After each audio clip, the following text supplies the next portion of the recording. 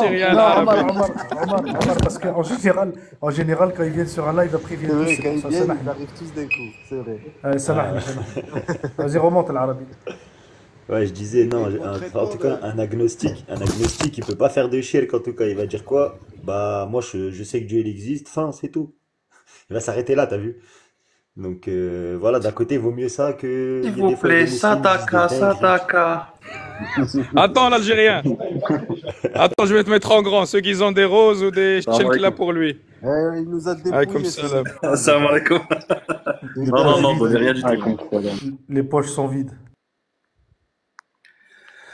Ça va, Omar? Comment tu vas l'arabe? Allah يحفظك الفخير, Allah ينورك, ça fait longtemps, frère. Alhamdulillah. Machallah, tabarak. Bah, tu tombes bien, L'ara- subhanallah. Pour une fois qu'on parle pas de terre plate, qu'on parle d'agnosticisme et de... L'Arabie, est-ce que la terre elle est plate ou pas? Inch'Allah, alam, on commence pas, me rentre pas dans vos trucs, dans vos histoires. Lui, juste... Laissez l'Arabie tranquille. L'Arabie, c'est un kafara bilaza. C'est déjà ça. Il mécroit la NASA pourtant et la c'est Terre est sûr. bien plate. Hein. Pourtant la Terre est bien plate, hein, faut le dire. Ah, Si, laissez ça le fait, Pascal, il va sortir sa tablette, les amis. Non, il n'y a Parce que pas besoin. Pascal, sors la tablette avec tous les versets. Puis tous les versets, s'il te plaît, Pascal. Comme ça, tu Il veut- apprends un peu aux musulmans. Ah, l'Arabie, il est au courant, il sait tout ça, il sait. C'est- Il est au bord du platisme. Il est en train de glisser sur le toboggan du globisme pour arriver sur une terre plane, enfin. Mais il sait qu'il y a, Tu il cherches sait qu'il y a bien, du il y a 17 mensonge déjà. versets C'est qui ça en qui parlent de est. la Terre plate. Voilà. T'as dit quoi, Pascal? J'ai pas entendu. Non, je sais bien, Noah, je sais bien. Je sais bien. Mais je parle en général. Hein, Il quand t'a je dit, fais il t'a dit il y a 10 versets. Ils en parlent. D'accord. 17. 17 versets. Ah ouais, ok. T'as vu, même Des versets de Pascal quoi? Devrichi, ça. Même Devrichi, il connaît les versets qui parlent de la terre plate à l'arabe, ça. Agnostique, il connaît les versets à ça. Et j'ai Et l'habitude. les versets Moi, l'Ancien, le Nouveau Testament, le Coran, il n'y a que la Torah que j'ai Tout, pas, la parce que, totale. bon, à un moment donné. Pascal, À même, un même moment dans donné, la il faut Bible, s'arrêter, faut pas abuser non plus. Pascal, même dans la Bible, c'est Non, pareil. mais c'est c'est la juste un partage. livre de recherche, si tu veux. Après, pour moi, le Dieu, il n'y en a qu'un. Donc, que ça soit dans n'importe quel livre, il n'y en a qu'un. Je le ressens comme ça et c'est comme ça que je vois les choses. Et je respecte toutes les religions, je le répète. Mais moi, je le vis, Dieu. J'y crois pas, je le vis. Il est en moi. C'est bizarre, mais c'est comme ça. Mais Des intestins au niveau de. l'agnostique, c'est Ah, celui qui. je le ressens. C'est L'agnostique. vrai que Excuse-moi, s'il te plaît, si tu On va permets. laisser un peu l'arabe parler avec lui un petit peu. C'est sa spécialité. L'agnosticisme, c'est le fait de dire je ne sais pas. Donc, quelqu'un qui dit je crois en Dieu, il y a un créateur, lui, il n'est pas agnostique. C'est ce qu'on appelle un rububi. C'est un déiste. D'accord? Ça veut dire que toi, tu n'es pas agnostique, tu es déiste. Tu dis je crois qu'il y a un créateur, je crois que Dieu existe, mais je ne suis pas une religion en particulier et je ne suis pas de prophète en particulier. Donc, il faut connaître les différents, ce qu'on appelle les différents mazahib ou l'ilhad. Parce Alors en après, arabe, oui, oui, dis-moi, mais ça, c'est Pascal. par rapport au Coran. Ça, c'est par rapport au Coran. Non. Parce que si tu poses la question à n'importe qui en France, entre un chrétien et un agnostique, il va t'expliquer tout de suite ce que c'est. Il va te dire c'est quelqu'un qui croit en Dieu et qui ne se rattache à aucune religion. Non, pas du tout. Il est important quand on va avancer dans le sujet C'est quoi déiste pour toi, Pascal? C'est la même chose dans ou le pas? sujet il faut apprendre les terminologies et comprendre les terminologies qu'on utilise quand on parle de Dieu, de l'existence de Dieu, etc. L'agnostique, c'est celui qui ne sait pas. Il dit je ne sais pas si Dieu existe, je ne dis pas qu'il existe et je ne dis pas qu'il n'existe pas, je ne sais pas. Et l'agnostique est ouvert aux deux opinions, aux deux possibilités, d'accord? Donc ça, c'est ça un agnostique. Quelqu'un qui dit je crois en Dieu, mais je n'ai pas de religion, lui, il n'est pas agnostique, il est sorti du doute, puisque lui, il affirme l'existence d'Allah, ou l'existence de Dieu, ou du Créateur, tu l'appelles comme tu veux. Donc toi, tu n'es pas agnostique, tu es déiste, c'est-à-dire que tu crois en Dieu, tout simplement. Maintenant, le problème avec en fait, comme on dit, tout ça, ça fait partie de ce qu'on appelle des écoles de pensée du ilhad en arabe, qu'on traduit en général en français par l'athéisme, mais l'ilhad en arabe, c'est bien plus général et c'est bien plus vaste.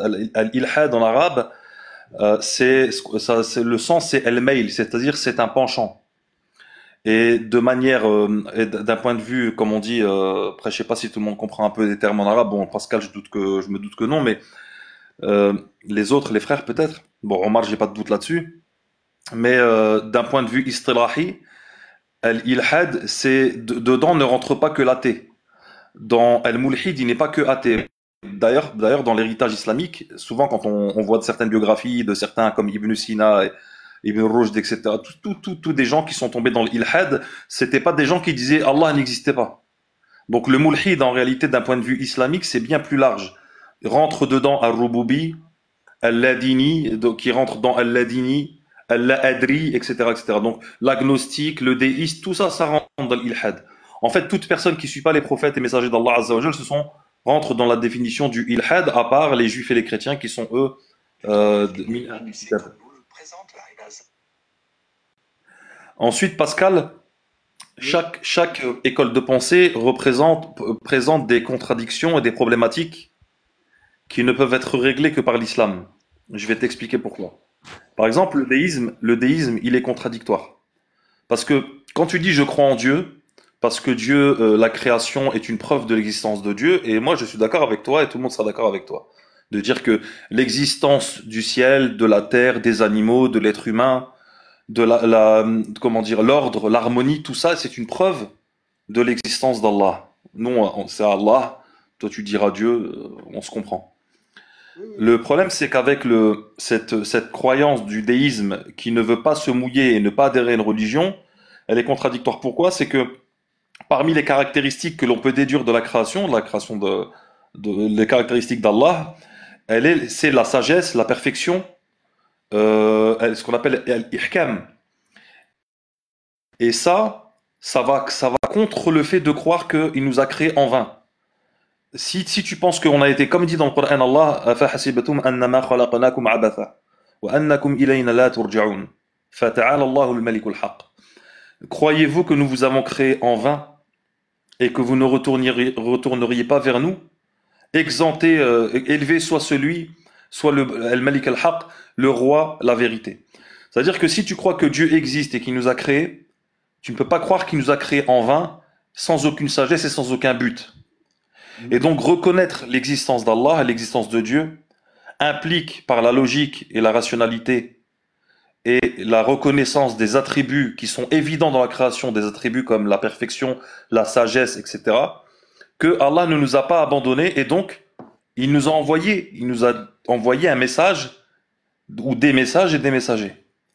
Et donc en réalité, les seuls qui ont des réponses à la création et à ce pourquoi tu es là, puisque tout individu se pose des questions existentielles. La première question existentielle, c'est d'où je viens. Toi, tu as répondu à cette question, tu viens de Dieu. Ensuite, la deuxième question existentielle, c'est pourquoi je suis là. Pourquoi Dieu m'a créé. Tu vois, et tout ça, c'est dans la fitra, tout ça a été inscrit dans notre fort intérieur. D'accord? Pourquoi il m'a créé et qu'est-ce que je dois suivre? Comment je dois vivre? Ce sont trois questions existentielles. Et tu es obligé de trouver des réponses à ces questions, puisque la première appelle la deuxième et la deuxième appelle la troisième. Donc toi tu dis Dieu, pourquoi je suis, comment je suis là, d'où je viens. Tu as la première réponse, tu viens de Dieu. Maintenant tu dois répondre à la deuxième. C'est pourquoi Dieu m'a mis là. Tu comprends? Et tu peux pas partir du principe que Dieu t'a mis là pour rien. Sinon ça contredit ce que tu as reconnu déjà en tant que prémisse, qui est que Dieu, la création de Dieu est parfaite, est harmonieuse, elle est sage, et donc on n'est pas là pour rien. D'accord? Et après, tu vas devoir faire des recherches sur les messages. Dieu nous a envoyé des messagers, nous a envoyé des prophètes. Quel est le message de Dieu? On a aujourd'hui comme tu dis, Dieu est unique. On n'a pas besoin de parler de monothéisme puisque tu dis que Dieu est unique. Et donc là, il faut que tu dises quelles sont les religions qui se prétendent monothéistes. Et donc, il n'y en a que trois en réalité. Le judaïsme, le christianisme et l'islam. Et il suffit de faire une étude des religions comparées de ces trois, de la Bible, de la Torah, de la Bible et du Coran, et de voir quel est le dogme des trois religions pour comprendre que la vérité se trouve dans l'islam. Mais si tu veux, moi, ça fait à peu près 2 ans que j'étudie un petit peu aussi donc, le Coran. J'étudie tous les livres. J'ai même la Bible du témoin de Jéhovah pour te dire jusqu'à quel point, tout à l'heure, tu donnais les noms de Dieu. Et Jéhovah aussi est soi-disant le nom de Dieu. Moi, j'ai pas peur de te dire qu'après toutes ces recherches, aujourd'hui, tout en étant donc, comme tu dis, béiste, c'est ça? Déiste, Oui, ouais. déiste. Voilà, Toi, voilà. il me semble, Moi, Pascal, tu aujourd'hui, prends j'ai dans pas peur de tout. le dire. Dans les trois J'ai pas religions, tu peur de le prends, dire. toi. C'est ça? Aujourd'hui, je me sens plus, honnêtement, musulman que chrétien, que juif, que témoin de Jéhovah. Je me sens plus proche aujourd'hui de la religion musulmane que de toutes les autres religions. Pourquoi? Parce que c'est le seul livre pour moi qui, aujourd'hui, m'a fait ressentir encore plus la présence d'Allah. Allahu Akbar. Voilà. هذا رزق ساقه الله إليك يا عربي. Il n'y a pas longtemps, j'ai fait appel, je l'ai appelé Dieu et je l'ai appelé Allah. Il a répondu, il n'a pas répondu plus vite parce que j'ai dit Allah, il a répondu à ma demande. J'étais vraiment en danger, je ne serais pas là aujourd'hui. Et je l'ai appelé, il a été là tout de suite, et il ne m'a pas lâché. Et je le remercie. Je le remercie parce Maintenant, qu'aujourd'hui, je peux partager ces expériences avec vous, des expériences qui ne sont pas faciles à vivre sur le moment, c'est même très compliqué, parce que forcément, ça te ramène à ton esprit et ça perturbe. C'est très perturbant. Les frères, Et vous me tirer connaissez par le les pieds. verset Pour vous donner un exemple, ce qui m'est arrivé, c'est qu'on me tirait par les pieds, c'est-à-dire que la mort me tirait par les pieds. J'ai appelé le Créateur, je lui ai demandé de me remettre à ma place, il m'a remis à ma place. À 3 reprises, on m'a tiré par les pieds. C'est Ça a bien, ouais. duré peut-être 2-3 minutes, mais ces 2-3 minutes ont été infernales. Et la 3e fois que j'ai appelé le Créateur, je lui ai dit remets-moi une fois pour toutes en place, qui me foute la paix, qui me laisse tranquille. Parce que je sentais que c'était le mal qui venait me chercher.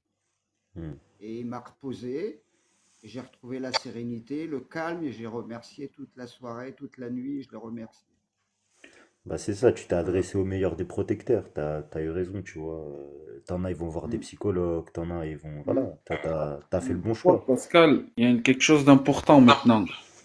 Et je sais pas si le frère Al-Arabi ou Omar ou Sarrazin ou autre, il y a un verset dans le Coran, tu vois, moi j'ai pas envie de fracasser le Coran, en gros qui dit quand vous appelez Allah par rapport à vos besoins et qu'il vous répond, ne détournez pas la face. Qui c'est qui connaît ce verset, si quelqu'un le connaît? justement, moi j'allais réagir à ce qu'a dit Pascal. Allah nous dit dans le Coran, il y a plein de versets qui traitent de ce sujet-là, et tu te rendras compte que toutes les réponses existentielles, toutes les questions existentielles que tu te poses, tu trouveras les réponses dans aucun autre livre que le Coran. Par exemple, la première question de savoir pourquoi on est là, tu trouves pas la réponse dans la Genèse, dans la Bible, tu trouves pas ça. Pourquoi Allah nous a créés? Allah nous informe qu'il nous a créés dans le Coran, il nous dit وَمَا خَلَقْتُ الْجِنَّ وَالْإِنسَ إِلَّا لِيَعْبُدُونَ. Et je n'ai créé les djinns et les hommes que pour qu'ils m'adorent. Donc déjà, première réponse, c'est que l'objectif de ta vie sur terre est d'adorer Allah et de te soumettre à sa volonté. Ensuite, il dit aussi الَّذِي خَلَقَ الْمَوْتَ وَالْحَيَاةَ لِيَبْلُوَكُمْ أَيُّكُمْ أَحْسَنُ عَمَلًا. Celui qui a créé la vie et la mort afin de vous éprouver et de voir lequel de vous est le meilleur en œuvre. Donc ça rentre aussi dans l'objectif de la création qui est l'adoration. Maintenant, comme ce à quoi voulait faire référence le frère juste avant, par exemple, Allah dit وَإِذَا مَسَّكُمُ الضُّرُّ فِي الْبَحْرِ ضَلَّ مَنْ تَدْعُونَ إِلَّا إِيَّهُ. C'est lorsque un mal vous touche en mer, parce que les polythéistes avaient l'habitude d'adorer les idoles, mais ils reconnaissaient que le Créateur était Allah, et quand ils avaient un problème et qu'ils avaient besoin d'être secourus, ils invoquaient Allah seul, l'unique, et ils n'appelaient pas leurs autres divinités. Donc il leur dit, et quand le mal vous touche en mer, ceux que vous invoquez en dehors d'Allah, en dehors de lui, se perdent. C'est-à-dire que elles n'existent plus. D'accord? Ensuite il dit, فَلَمَّا نَجَاكُمْ إِلَى الْبَرِّ أَعْرَضْتُمْ. Et puis quand il vous sauve et vous ramène à la terre ferme, vous vous détournez. Et après il dit وَكَانَ الْإِنسَانُ كَفُورًا. Et certes l'homme est ingrat. Donc prenons garde à ne pas être ingrat. Et que ce que tu as dit, que si tu as fait une demande, tu as invoqué Allah seul et sincèrement, de te secourir et de t'aider et qu'il t'a répondu, maintenant c'est le moment, c'est ce moment-là où tu dois pas te détourner. Et c'est pas une fois qu'il t'a répondu et qu'il t'a sauvé de ta situation, retourner à ton ingratitude. Non, je suis d'accord avec toi là-dessus. Alors, qu'est-ce que tu connais, toi, de ce que tu as lu et du message de l'islam? Qu'est-ce que tu en as retiré? Qu'est-ce que tu en as compris? Alors, j'en ai compris. En fait, on retrouve à peu près les mêmes messages quand même dans les autres livres. C'est-à-dire qu'on est tous là pour faire le bien, on est là pour adorer notre Dieu. Mais il y a des choses qui m'ont aussi quelquefois choqué dans le Coran, hein. Par C'est-à-dire? exemple, il faut tuer les mécréants, tu vois, toutes ces choses-là, Mais ça me gêne. ça Et je n'existe. peux Ça, comprendre. si tu as lu le Coran, si tu as lu le Coran, si tu as lu le Coran, tu peux pas dire que dans le Coran, il est dit qu'il faut tuer les mécréants. C'est juste des choses que tu as entendues sur les réseaux sociaux, etc., que les gens disent et que tu répètes. Parce que si tu as lu vraiment le Coran, moi, je t'invite à me donner les versets qui disent comme ça, il faut tuer les mécréants. Il y a pas, ça n'existe pas, ça. Les versets qui parlent de, Ah ben, déjà les versets, il faut faire une différence entre combattre et tuer. Le Coran est un livre qui a été révélé en arabe. Il est révélé en arabe clair. Et la langue arabe, elle se comprend et elle se traduit en français. Elle se traduit en français, il n'y a pas de problème, mais c'est une langue qui est claire et on ne peut pas faire dire à l'arabe ce qu'il ne dit pas. Allah, dans le Coran, utilise la plupart du temps dans ses versets ce qu'on appelle al-qital. Al-qital, c'est le combat. Alors que le fait de tuer quelqu'un, le fait de faire mourir quelqu'un, ça s'appelle al-qatl. Donc al-qital et al-qatl, ce sont deux choses différentes. Et Allah Azza wa Jal, dans les versets auxquels tu fais allusion, parle de combat.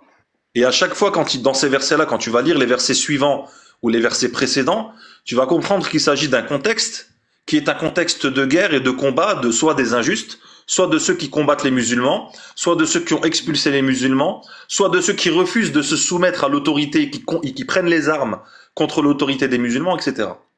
Il n'y a aucun verset. Au contraire, le Coran est très clair et explicite sur le sujet concernant le fait de verser le sang de gens qui sont innocents et qui lèvent pas l'épée contre nous. Allah nous dit à plusieurs reprises de combattre les chefs de la mécréance, de combattre ceux qui nous ont combattus, de combattre ceux qui nous ont expulsés de nos demeures, etc. Parce que il s'agissait des polythéistes à l'époque qui avaient expulsé les musulmans. Et puis ensuite, Allah nous dit, et s'ils cessent de vous combattre et C'est font toujours tomber des armes, d'actualité, hein. En Palestine, c'est d'actualité, hein. En Palestine, en ce moment, en Birmanie, un peu partout. En Inde. après, c'était pas une attaque, hein. Non, non, mais s'il peut reprendre l'Arabie, parce que ça l'a coupé. ouais, donc dans ces versets-là, Allah nous dit toujours ensuite que si les ennemis déposent les armes et que la guerre s'arrête, alors il ne faut pas chercher à poursuivre le combat et à faire à chercher le comment dire de semer la corruption sur terre, etc. Donc le combat, et au contraire, tous ces versets qui parlent du combat et qui parlent de prendre les armes et de se battre pour la justice, sont au contraire des preuves de la perfection de la législation islamique. Parce que Allah nous a révélé un livre qui est un guide pour l'humanité, et parmi les choses qui font partie de l'humanité, il y a la Oui, c'est justice, marqué. l'injustice, il y a la guerre, et comment on doit se comporter pendant la guerre. Comment tu fais si par exemple, quelqu'un s'en prend à toi, s'attaque à toi, comment tu fais? Est-ce que tu dois répondre, tu ne dois pas répondre, tu dois tendre l'autre joue, tu dois te défendre? Jusqu'à quelle mesure tu dois te défendre? Tu comprends? On a besoin de savoir tout ça, en fait. Ouais, il y a des règles. Il y a toujours des mécréants. Attends, ceux qui attaquent les musulmans en Inde, là, maudits, là. Ou alors en Birmanie. Bah, de toute façon, ils obéissent tous aux impérialistes, c'est-à-dire aux Arrêtez, Américains. tu bugs, on n'entend pas bien. Ils sont tous marionnettes. T'as pas de Je veux dire, réseau. même les dirigeants arabes, ils s'attaquent à l'islam, les musulmans, même les Tu gouvernements. bugs, tu Tu bugs. bugs, Là, t'as pas de On réseau. n'entend pas bien TV Sarifi. Ouais, ça grésille. faut qu'il remonte. Essaye de remonter parce que j'ai fait descendre parce qu'on n'entendait rien. Et On comme je doit t'ai dit, transgresser de manière égale contre l'ennemi. à l'Arabie, comme je t'ai dit, de toute façon, aujourd'hui, je me sens quand même beaucoup plus proche de la religion musulmane que de toutes les autres religions. Tu vois? Parce que la seule religion vraiment monothéiste, Mm. la- le, mono- le monothéisme pur, c'est-à-dire qui rend. Parce que si on dit que Dieu, si on dit qu'Allah est unique, le seul créateur, le seul pourvoyeur, le seul à gérer l'univers, etc., c'est ce qu'on appelle chez nous l'unicité dans la seigneurie. À partir du moment où tu reconnais qu'Allah est le seul et unique, ceci implique ce qu'on appelle l'unicité dans l'adoration, c'est-à-dire que tu ne dois vouer ton culte et tu ne dois adorer et te rapprocher que d'Allah. Puisque si le seul qui crée, le seul qui gère, le seul qui pourvoit est Allah, alors le seul que tu dois adorer, le seul de qui tu dois chercher l'agrément, auprès de qui tu dois chercher l'agrément est Allah. Puisque tout ce qui est en dehors d'Allah sont dépendants d'Allah. Ce sont des créatures qui sont dépendantes d'Allah. Donc tu dois délaisser ces créatures, sortir de l'esclavage et de l'adoration des créatures et te réfugier dans l'adoration du Créateur seul. Et la seule religion sur terre qui appelle à ce monothéisme pur et sur lequel qui est claire sur le sujet du début à la fin, c'est le Coran. Chez nous, il n'y a pas d'ambiguïté. Dans la législation, le seul qui légifère, c'est Allah. Le seul qui doit être obéi de manière absolue et de manière indépendante, ce qu'on appelle ta'at al-mustaqil, c'est-à-dire l'adoration indépendante, c'est Allah et son prophète, puisque l'obéissance du prophète revient à obéir à Allah, et on délaisse l'obéissance et le suivi et l'adoration de toute créature. Tu comprends? Et la seule religion qui appelle à ça, c'est l'islam. Et en réalité, c'est toujours les mêmes. Et en Occident, ils ont fait le travail, tu vois, c'est toujours les mêmes ambiguïtés sur les versets de la guerre, la violence, etc. Mais les versets de la guerre et de la Non, mais de violence, toute façon, si vous faites un pacte de paix, vous devez le respecter. Mais eux ne le respecteront pas. Bon, c'est écrit dans le Coran, quoi. C'est les mécréants. Les mécréants, si vous faites la guerre, à un moment donné,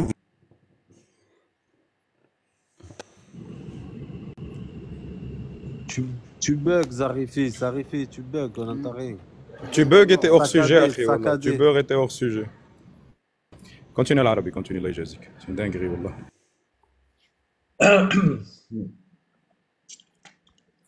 oui, donc que ce soit dans les hadiths, les récits prophétiques, ou dans le Coran, quand Allah Azza wa Jal parle de ce qu'on appelle en arabe al-qital, le combat, ça n'implique pas forcément il y a une différence. J'avais fait des vidéos sur le sujet concernant la différence entre al-qital et al-qatl. Par exemple, je prenais un exemple, si on attache un homme à un poteau pour l'exécuter, est-ce que disons-nous qu'on le tue ou qu'on le combat?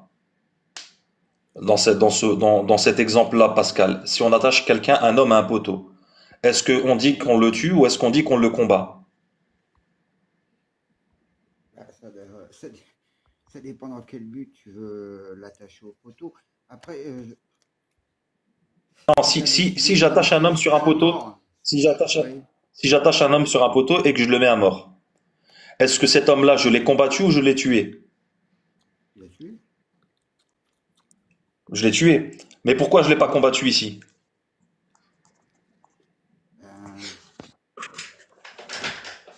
parce que vous n'étiez pas à armes égales, c'est-à-dire qu'à un moment donné. Voilà, tout à fait. T'as très bien compris, tout à fait.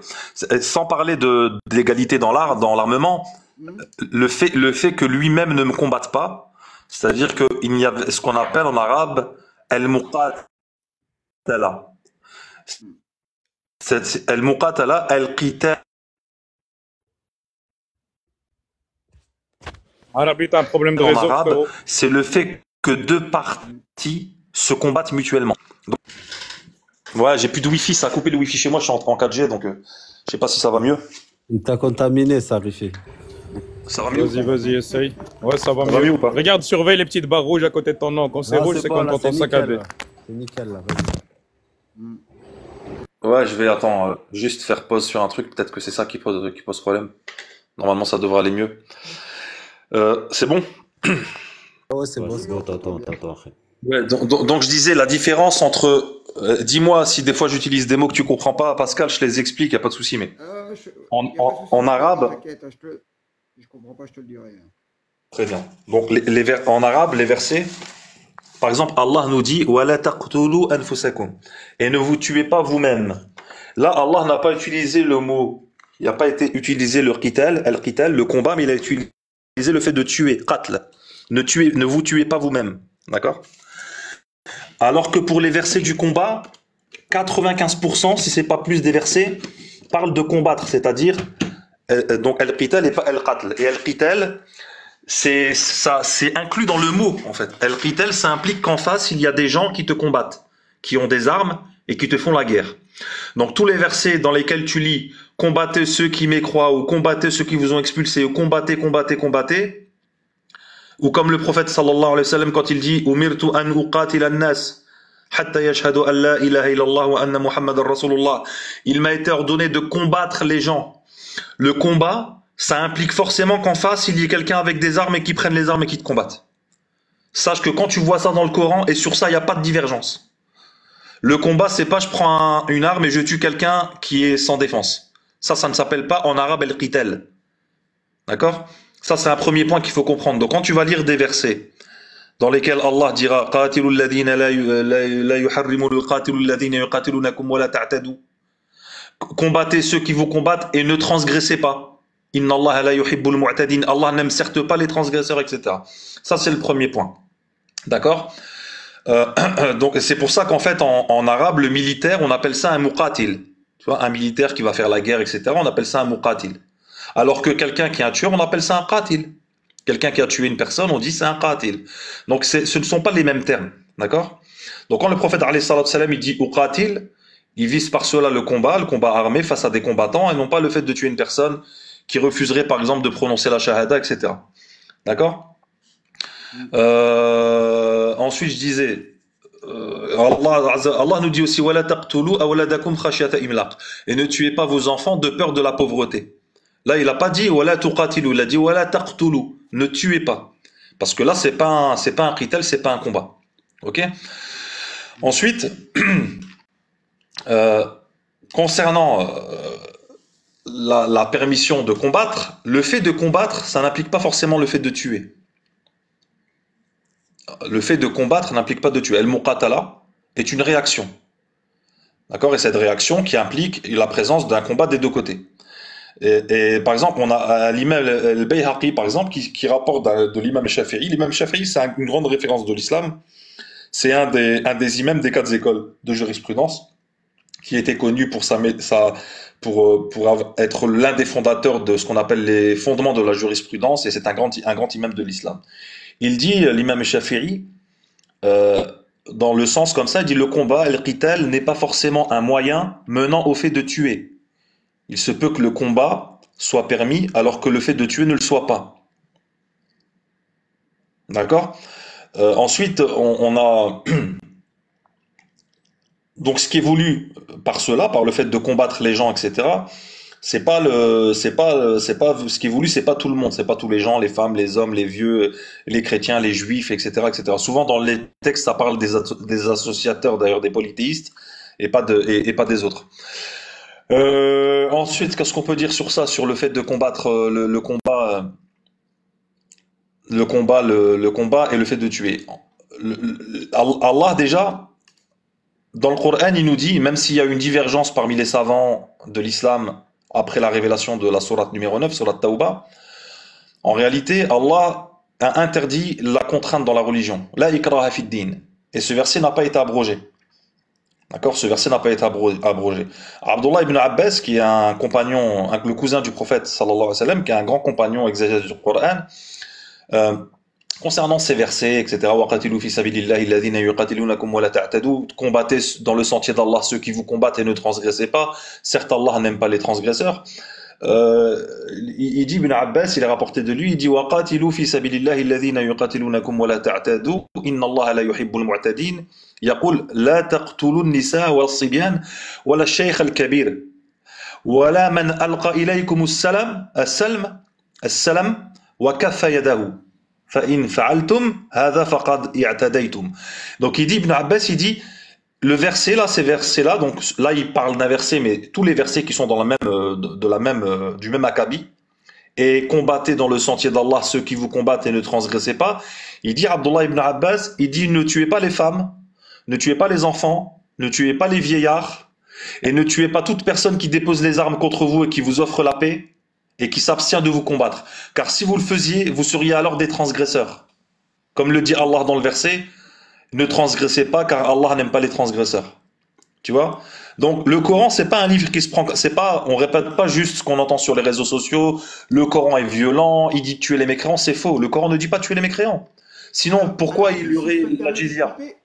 Est-ce que je peux te couper 2 secondes? En fait, Vas-y, bien sûr. après, il y a une chose, Ouais, bien sûr. j'ai Eliam qui, lui, lit le Coran en arabe. Je sais qu'il y a une différence entre donc, la version originale en arabe et la version en français. Moi, j'ai une version en français. Donc, après, effectivement, après, il y a les interprétations, si tu veux. C'est pour ça que peut-être, effectivement, j'étais dans l'erreur concernant, effectivement, ma façon de dire les choses, peut-être aussi. Et c'est peut-être ça aussi qui amène quelquefois aussi à l'erreur, c'est la traduction. La traduction n'est pas forcément l'image à 100% de ce qui est Non, parce que ma traduction, dans une autre langue. non, parce que même dans la traduction, c'est juste une question d'a priori quand on lit. Si on lit sans a priori, on comprend tout simplement. Regarde, par exemple, depuis ce qui se passe à Gaza, depuis le octobre dernier, il y a beaucoup d'Américains qui se sont intéressés au Coran, qui se sont convertis à l'islam, d'accord? Et beaucoup de femmes aussi. Et des fois, on voit des vidéos sur TikTok où ils font des lectures du Coran et ils disent, regardez, on nous dit que le Coran c'est un livre violent, c'est un livre qui est contre les femmes, etc. Et en fait, comme ils le lisent ils partent d'un bon a priori, ou alors sans a priori, ils ne l'interprètent pas selon ce qu'ils aimeraient bien que le Coran dise. Ils le lisent comme un livre de manière neutre. Et en fait, ils se rendent compte que, ben non, finalement, vous accusez le Coran d'être un livre violent, de tuer les mécréants, et parce qu'ils ne croient pas comme vous, on doit les tuer, alors c'est faux. Puisque le Coran, quand Allah dit, combattez dans le sentier d'Allah ceux qui vous combattent, et ne transgressez pas, je suis désolé, donc quelle que soit la langue, on comprend que on combat ceux qui nous combattent, donc ce sont des ennemis, en fait, qui nous déclarent la guerre, et qu'en plus de ça, ce sont des ennemis, et Allah nous dit de ne pas transgresser. Dans quelle religion tu vois ça? Par exemple, dans la Bible. Dans la Bible, combien y a-t-il de versets dans lesquels l'Éternel, le Seigneur des armées, demande de tuer les femmes, les enfants, les vieillards, les animaux et de tout détruire? Hein? Est-ce que tu sais ça? Non, il n'en parle pas. Si, dans la Bible, il y a. Si je te lis des versets. Quand on dit le Coran est violent et le christianisme c'est une religion d'amour et de paix, etc., en fait c'est l'inversion des valeurs. D'ailleurs, c'est pour ça que l'Église s'est imposée par l'épée et le feu pendant des siècles en Europe et partout en Occident. Et c'est pour ça que même des historiens connus occidentaux, qui sont des historiens, des orientalistes ou des historiens sur l'islam, etc., disent que les conversions à l'islam se sont toujours faites dans la tolérance et ça, ces derniers temps, je publie quelques vidéos sur le sujet. Tu n'as qu'à aller voir sur mon compte. Les historiens, ceux qui disent que l'islam s'est répandu par l'épée, ce sont des menteurs. C'est faux. Regarde, je vais te lire deux versets de la Bible. Regarde, tu me dis ce que t'en penses. D'accord? Tu me dis ce que t'en penses et tu me dis si ça c'est. Par exemple, souvent les non-musulmans qui sont anti-islam veulent parler de l'esclavage. Ils accusent l'islam d'être une religion d'esclavagistes, qui n'a pas aboli l'esclavage, etc. Déjà, la Bible, le christianisme n'a pas aboli l'esclavage. Parce que déjà, Paul lui-même dit aux esclaves d'obéir à leur maître et de ne pas se rebeller. Donc, le christianisme n'a pas aboli l'esclavage. Donc déjà, s'il faut reprocher ça à quelqu'un, commencez déjà par le reprocher aux chrétiens. Dans Deutéronome au chapitre 15, on peut lire « Si ton esclave te dit « Je ne veux pas sortir de chez toi parce qu'il t'aime, toi et ta maison, et qu'il se trouve bien chez toi, alors tu prendras un poinçon et tu lui perceras l'oreille contre la porte. Et il sera pour toujours ton esclave. Tu feras de même pour ta servante. » D'accord? Ensuite, dans Exode, on peut lire si un homme frappe de son bâton son esclave, homme ou femme, et que l'esclave meurt sous sa main, le maître sera puni. Mais s'il survit 1 ou 2 jours, le maître ne pourra point être puni car c'est son argent, c'est sa propriété. D'accord? Donc ça c'est la Bible. Quand tu lis, le point de vue musulman, le point de vue islamique sur l'esclavage, l'esclave c'est ton frère, tu ne peux pas le maltraiter. Si tu le maltraites, l'expiation pour être pardonné de ton péché, c'est de le libérer. Tu dois le nourrir comme tu le nourris. Tu dois l'habiller comme tu t'habilles. En gros, c'est plus un esclave. Donc quand tu fais une comparaison de l'esclavage en islam et de l'esclavage dans le christianisme ou dans le judaïsme, tu te rends compte que dans la Bible, l'esclave est une marchandise, qu'on hérite de l'esclave comme on hérite d'une marchandise, et que dans l'islam, en fait, l'esclave est un être humain qui est nommé frère, qui doit être nourri, logé, blanchi, protégé, etc., etc. Et c'est pour ça que, comme disait Gustave Le Bon sur l'esclavage pratiqué par les musulmans en Égypte, par exemple, il prenait l'exemple. Bon, Gustave Le Bon, il est du 19e siècle, hein. D'accord? Qu'est-ce qu'il dit, Gustave Le Bon? Il dit l'étonnante facilité avec laquelle se répand le Coran dans le monde est tout à fait caractéristique. Partout où un musulman est passé, on est certain de voir sa religion rester. Des pays que les Arabes n'ont jamais visités en conquérant, c'est-à-dire qu'il n'y a pas eu de djihad, il n'y a pas eu de combat, etc., et qui n'étaient parcourus que par leurs marchands, tels que certaines parties de la Chine, de l'Afrique centrale et de la Russie, comptent aujourd'hui par millions les suiveurs, les sectateurs du prophète. Toutes ces conversions se sont faites librement, sans violence. Et jamais on n'a entendu qu'il ait fallu envoyer des armées pour secourir ces simples trafiquants arabes. Partout où a été établi leur culte, s'étendre. Implanté depuis des siècles en Russie, il n'a jamais pu être déraciné. Il y a actuellement 50 millions de musulmans dans l'Inde, et tous les efforts des missionnaires protestants, joints aux faveurs de l'administration, n'ont pas réussi à produire des conversions. On ignore combien ils peuvent être en Afrique, mais aussi loin qu'aient pénétré les explorateurs modernes, ils y ont trouvé des tribus professant l'islamisme. Ils civilisent actuellement les peuplades de l'Afrique dans la mesure où elles peuvent l'être, et fait partout sentir sa bienfaisante action. Là, il va citer un autre historien. Il dit, grâce à lui, écrit justement Monsieur Duval, les fétiches et les idoles disparaissent de la terre. Les sacrifices humains et l'anthropophagie sont abolis. Les droits des femmes sont consacrés. Quoique à titre bien trop inférieur encore aux droits absolus, la polygamie réglée et restreinte, les liens de famille sont établis et consolidés. L'esclave devient un membre de la famille à qui s'ouvrent des issues faciles et nombreuses vers la liberté. La prière, l'aumône, l'hospitalité purifient et élèvent les mœurs publiques. Le sentiment de l'équité et de la charité pénètre dans les consciences. Les maîtres des peuples apprennent qu'ils ont des devoirs tout comme les sujets. La société s'assoit sur des bases régulières. Si une foule d'abus subsiste trop souvent là comme ailleurs, la justice divine leur réserve ses rigueurs. Tu vois, il fait bien la différence entre certains comportements de musulmans qui sont contraires au texte et ce à quoi la religion appelle. Et que ceux qui ne respectent pas la religion, alors il aurait réservé la justice divine. L'espérance d'une vie future heureuse et réparatrice soutient les victimes du sort et de l'iniquité. Pourquoi chez les musulmans, c'est dans les pays musulmans qu'on a les taux de suicide les moins importants, ou du moins les pays pas musulmans culturellement, mais les pays musulmans qui pratiquent encore l'islam, qui sont pas des sociétés sécularisées, d'accord? Comme par exemple le Maroc et l'Algérie. Si tu compares les taux de suicide des pays occidentaux par rapport aux pays à l'Arabie Saoudite, je sais pas, l'Irak, etc., l'Afghanistan, à moindre mesure, puisque les talibans ne contrôlent pas toute l'Afghanistan, mais tout ça pour dire que le fait d'espérer en la vie future et de croire que la justice sera rendue un jour, ça permet de patienter sur l'injustice et sur les problèmes et les difficultés, etc. Parce qu'on sait qu'on est ici que pour un temps et qu'il viendra la vie éternelle. Donc il continue Duval en disant Le sentiment de l'équité et de la charité pénètre dans les consciences, les maîtres des peuples apprennent qu'ils ont des devoirs tout comme les sujets, la société s'assoit sur des bases régulières. Si une foule d'abus subsiste trop souvent, là comme ailleurs, la justice divine leur réserve ses rigueurs.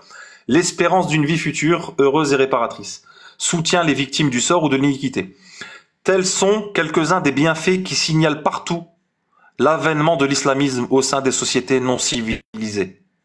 Mais c'est en Chine, surtout, que l'islamisme fait d'étonnants progrès, là où les missionnaires européens sont obligés d'avouer leur impuissance. L'islamisme obtient les plus brillants succès. Et on sait que, comme disait, je sais plus comment elle s'appelle, elle, qui avait dit, les missionnaires chrétiens sont arrivés en Chine avec des caisses d'opium pour droguer les Chinois et pour détruire la société. Ouais. Oui, et Tu vois? même il leur faisait du chantage, si tu veux manger, il faut t'adhérer à la religion. Voilà. C'est un baptême contre du riz, comme il disait. Mm, mm. Et donc là, il dit, en Chine, donc il y a des progrès étonnants. Là où les missionnaires européens sont obligés d'avouer leur impuissance, l'islamisme obtient les plus brillants succès. Nous avons vu qu'il existe aujourd'hui 20 millions de sectateurs de Mohammed dans ce pays. La ville de Pékin, à elle seule, en compte 100 000. Là, on parle du 19e siècle. Hein. Entrée dans le céleste empire par la même voie que le bouddhisme, écrit le professeur Vasiliev. L'islamisme parviendra peu à peu, et les musulmans chinois n'en doutent pas, à se substituer au lieu et place de la doctrine de Shakyamuni. Cette question est de la plus haute importance, en effet. Si pareil événement venait jamais à se réaliser, si la Chine, qui renferme au moins le tiers de la race humaine, venait à se convertir au mahométisme, tous les rapports politiques du vieux monde se trouveraient considérablement modifiés. C'est d'ailleurs pour ça qu'aujourd'hui, en réalité, quand tu regardes bien au niveau mondial, ceux qui sont le plus persécutés sont les musulmans. Parce que l'islam, pour le combattre, ça a toujours été combattu, soit par le mensonge, soit par la tyrannie. Comme Pharaon, comme tous les prophètes et tous les peuples croyants ont été persécutés, menacés, contraints de délaisser leur foi. Alors qu'une religion une religion ne s'impose pas par l'épée. Parce que si tu te convertis à l'islam par la force, tu deviendras un hypocrite. Or, en islam, l'hypocrisie est pire que la simple mécréance. Tu comprends? Donc, pour terminer la citation, il dit « La religion de Mahomet s'étend de Gibraltar à l'océan Pacifique pourrait de nouveau menacer le christianisme, etc. etc. » Donc ça, c'était juste pour te montrer que des gens qui sont pas musulmans, certains historiens, certains orientalistes, etc., qui parlent de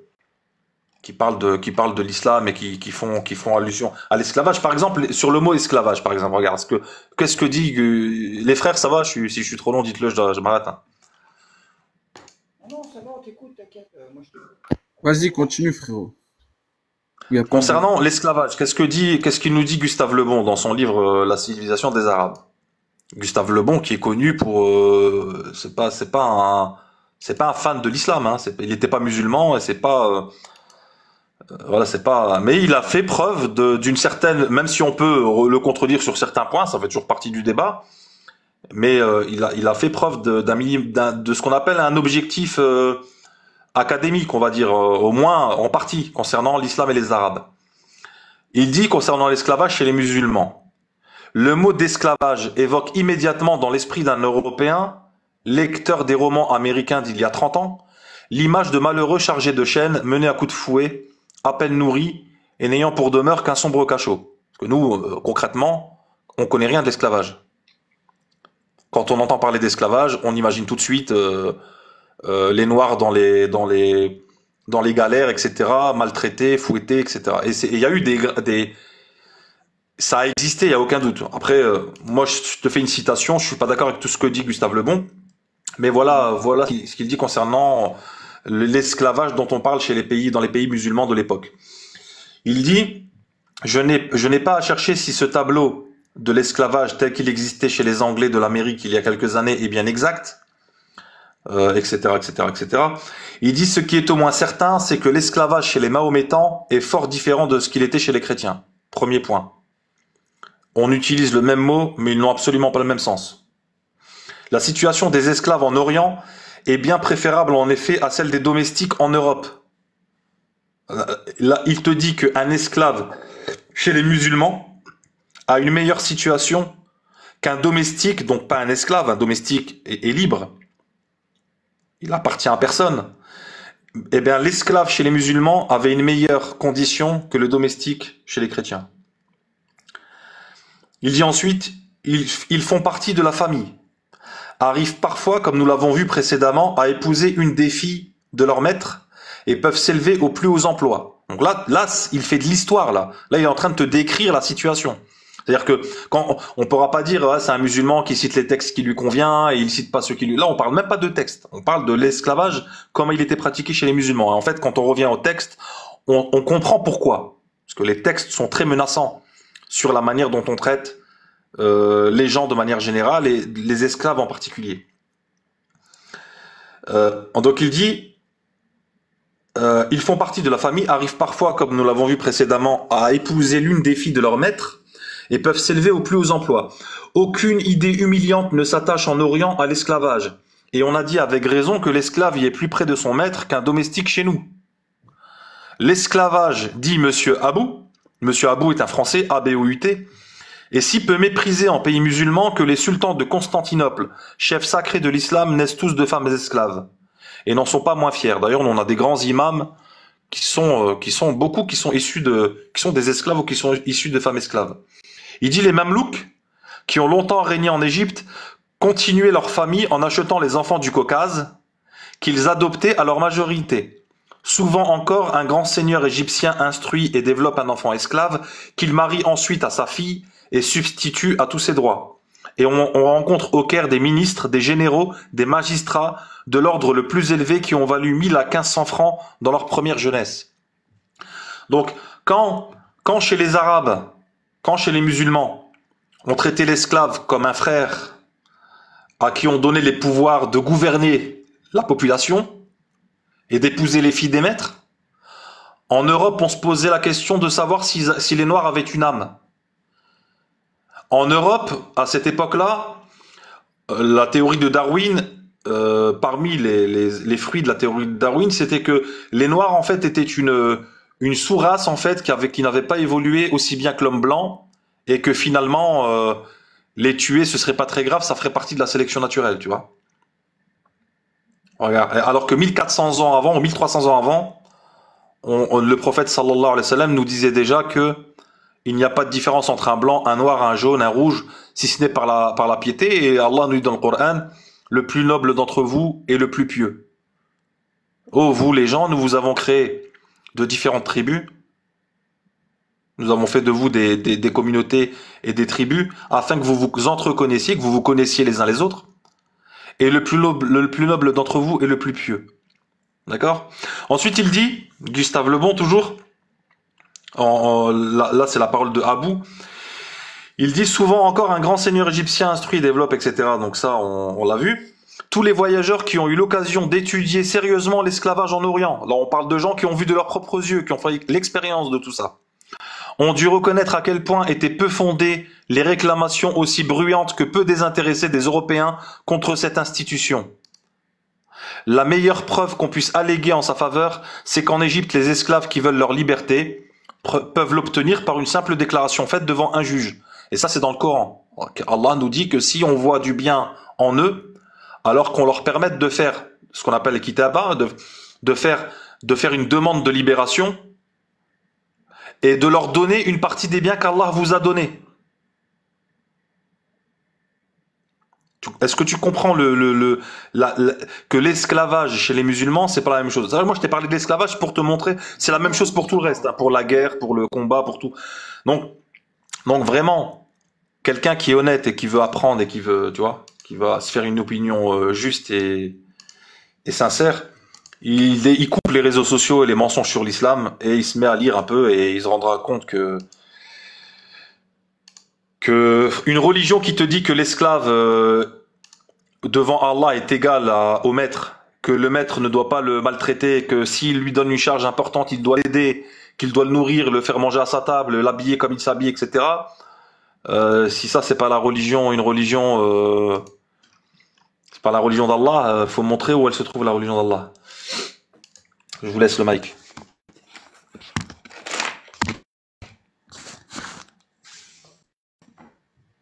En tout cas, on peut dire que tu gères bien ton sujet. Et je t'en remercie parce que c'est bien d'éclaircir les choses. Euh, non, non, mais tu devrais faire des vidéos justement pour expliquer tout ça en fait. Parce que c'est vrai qu'il y a beaucoup de choses que euh, l'être humain qui s'intéresse effectivement à la religion musulmane peut effectivement se tromper sur l'interprétation et s'il n'a pas suffisamment de connaissances de l'histoire, ça peut effectivement prêter à confusion. Voilà. Mais comme je t'ai dit tout à l'heure, de toute façon, moi, je te le dis, hein, et je suis tout ce qu'il y a de plus sincère, je me sens beaucoup plus proche aujourd'hui de la religion musulmane que de toutes les autres religions. Tu vois? Tu sais, récemment, j'étais en... C'est...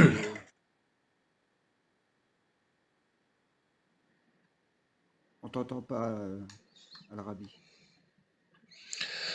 Maintenant, il faut faire un, il faut, tu vois, à partir du moment où tu reconnais qu'Allah existe et que t'es créé en vain et que tu peux trouver des réponses, et ben il faut aller chercher les réponses et avant la mort, parce que à partir du moment où l'islam est la vérité,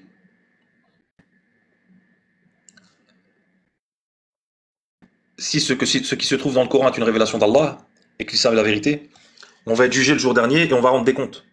Et les croyants et les musulmans, ceux qui se seront soumis à la volonté d'Allah, entreront au paradis et les autres entreront en enfer. Et ensuite, il y a pas de fin, il n'y a pas de mort. C'est l'éternité. Donc, une fois que tu crois en Dieu et que il y a des choses voilà, qui t'interpellent dans la religion, etc., il faut pas rester comme ça. Il faut pas se dire, ça c'est la ruse de Shaitan, c'est la ruse d'Iblis. D'ailleurs, le récit biblique qui a été falsifié par les enfants d'Israël fait abstraction de l'existence d'Iblis. La première, parmi les plus grandes causes de l'égarement des gens, il y a la falsification de l'histoire de la création dans la Bible, dans la Genèse, qui est une des causes aussi de l'existence, par exemple, de religions polythéistes et d'influence biblique sur certaines religions polythéistes. Dans la vraie version, la vérité, Allah nous a créés pour l'adoration. Il a enseigné à Adam le nom de toute chose. Dans la version biblique, Dieu est un ennemi de l'homme. Il a interdit à Adam de manger de l'arbre de la connaissance. Et quand Adam a voulu manger de l'arbre de la connaissance, Dieu l'a puni. Donc Dieu, dans la version biblique, la version de la Genèse, est un ennemi de l'homme. Il déteste l'homme. Il ne veut pas que l'homme acquiert la science. Alors que dans la version islamique, Allah a appris les noms de toutes choses à Adam. Tu vois, dans la version de la Genèse, la version biblique, c'est un serpent qui n'a aucune identité et aucune importance, qui a détourné Ève, qui a poussé Ève à désobéir, et ensuite c'est Ève qui a poussé Adam à désobéir. Dans le Coran, la vraie version, la vérité, c'est que celui qui a incité, qui a susurré, c'est pas un serpent, mais c'est Iblis, un djinn, une créature qui existe, qui a une conscience et qui a une volonté, qui a détourné Adam de manger le fruit interdit. Et c'est pas la femme qui a poussé l'homme à désobéir. D'accord? Donc il y a toute l'histoire de la Genèse, toute l'histoire de la création falsifiée. C'est pas pour rien qu'Allah, dès le début du Coran, vient rectifier tous les mensonges de la Genèse. Parce que ces mensonges-là impliquent énormément de choses derrière. Impliquent le manque de respect, le manque de révérence envers Allah, puisque la manière dont il est décrit dans la Bible, ce n'est pas un Dieu, un Dieu parfait, tout-puissant et miséricordieux qu'on nous décrit, mais un Dieu imparfait qui ne sait pas où se trouve Adam dans le paradis. Quand il lui dit où es-tu, il cherche après Adam, il ne le trouve pas, qui a empêché Adam d'accéder à la connaissance, etc. En fait, c'est un Dieu qui nous a été décrit. Et c'est Dieu aujourd'hui, quand on est juif et chrétien, il y a énormément de juifs et de chrétiens qui manquent de respect. Par contre, les musulmans, tu vois pas de musulmans manquer de respect à leur Seigneur. Leur Seigneur, c'est ce qu'il y a de plus cher pour eux, tu vois. Donc il faut, Pascal, j'en ai assez dit, Inch'Allah, on va laisser les autres parler. Mais il faut pas rester comme ça, tu vois. Il faut faire des recherches, il faut chercher la vérité. Ah, mais je continue, tu sais, moi, je passe mon temps à faire beaucoup de recherches Moi, je vous écoute, les frères. en Je vous écoute, rapport les avec la Terre, à tout ce qui est en rapport avec la Terre. Donc forcément, il y a un rapport aussi avec Allah, Dieu, comme tu veux. Ça, c'est pour Omar, ça. Hein. On peut Ça, c'est Omar, c'est... C'est ton Yoda, Omar. On a déjà parlé un petit peu, mais voilà, c'est ce que je conseille toujours à tous les gens qui s'intéressent à la création. Ça peut être une porte de comprendre qui est le créateur, mais avant tout, c'est de s'adresser et de connaître qui est celui qui a créé tout ça. Parce que si on se plonge dans des histoires comme la Terre plate, les peuples anciens, l'histoire qui n'est pas une science exacte en soi, surtout quand on parle de 3, 4, 5, 6 000 ans d'histoire, de Tartarie, de toutes ces histoires sur lesquelles on n'a aucune emprise et qui vont nous avancer à rien. Quand bien même demain on découvre et on a des documents officiels qui prouvent qu'il y a une civilisation ancienne qui maîtrisait l'énergie libre et qui avait... Et alors? Est-ce que ça va nous sauver, nous, notre peau? Est-ce que ça va améliorer notre situation quotidienne? Est-ce que ça va faire tomber les élites juives qui nous gouvernent aujourd'hui? Non. Donc, le combat de l'être humain... Oui, oui, bien sûr. Moi, je dis pas que c'est interdit, qu'il faut mettre une croix rouge dessus. Je dis juste qu'il faut pas que ça prenne...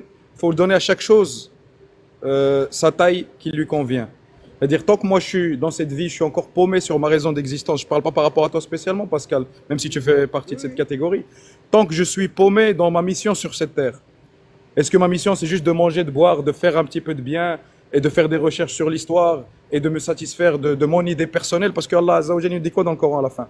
Il dit qui est plus injuste que celui qui a pris comme divinité son propre intellect, sa propre passion. C'est-à-dire qu'il s'est fabriqué une religion à lui-même sans avoir recours à ce Dieu auquel il prétend croire.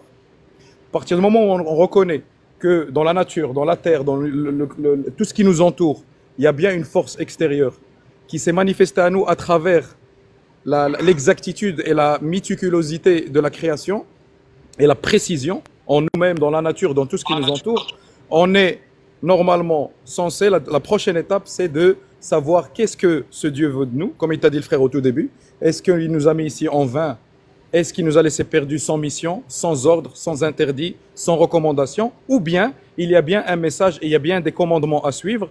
Et dans ce cas-là, il y a plusieurs religions qui prétendent être le fruit, en tout cas avoir reçu des messagers et des livres de ce Dieu. Je dois faire moi mon chemin, parce que devant Dieu, ce ne sera pas une excuse de dire j'ai passé mon temps à douter ou j'ai passé mon temps à chercher, parce qu'après la recherche, normalement, on doit trouver.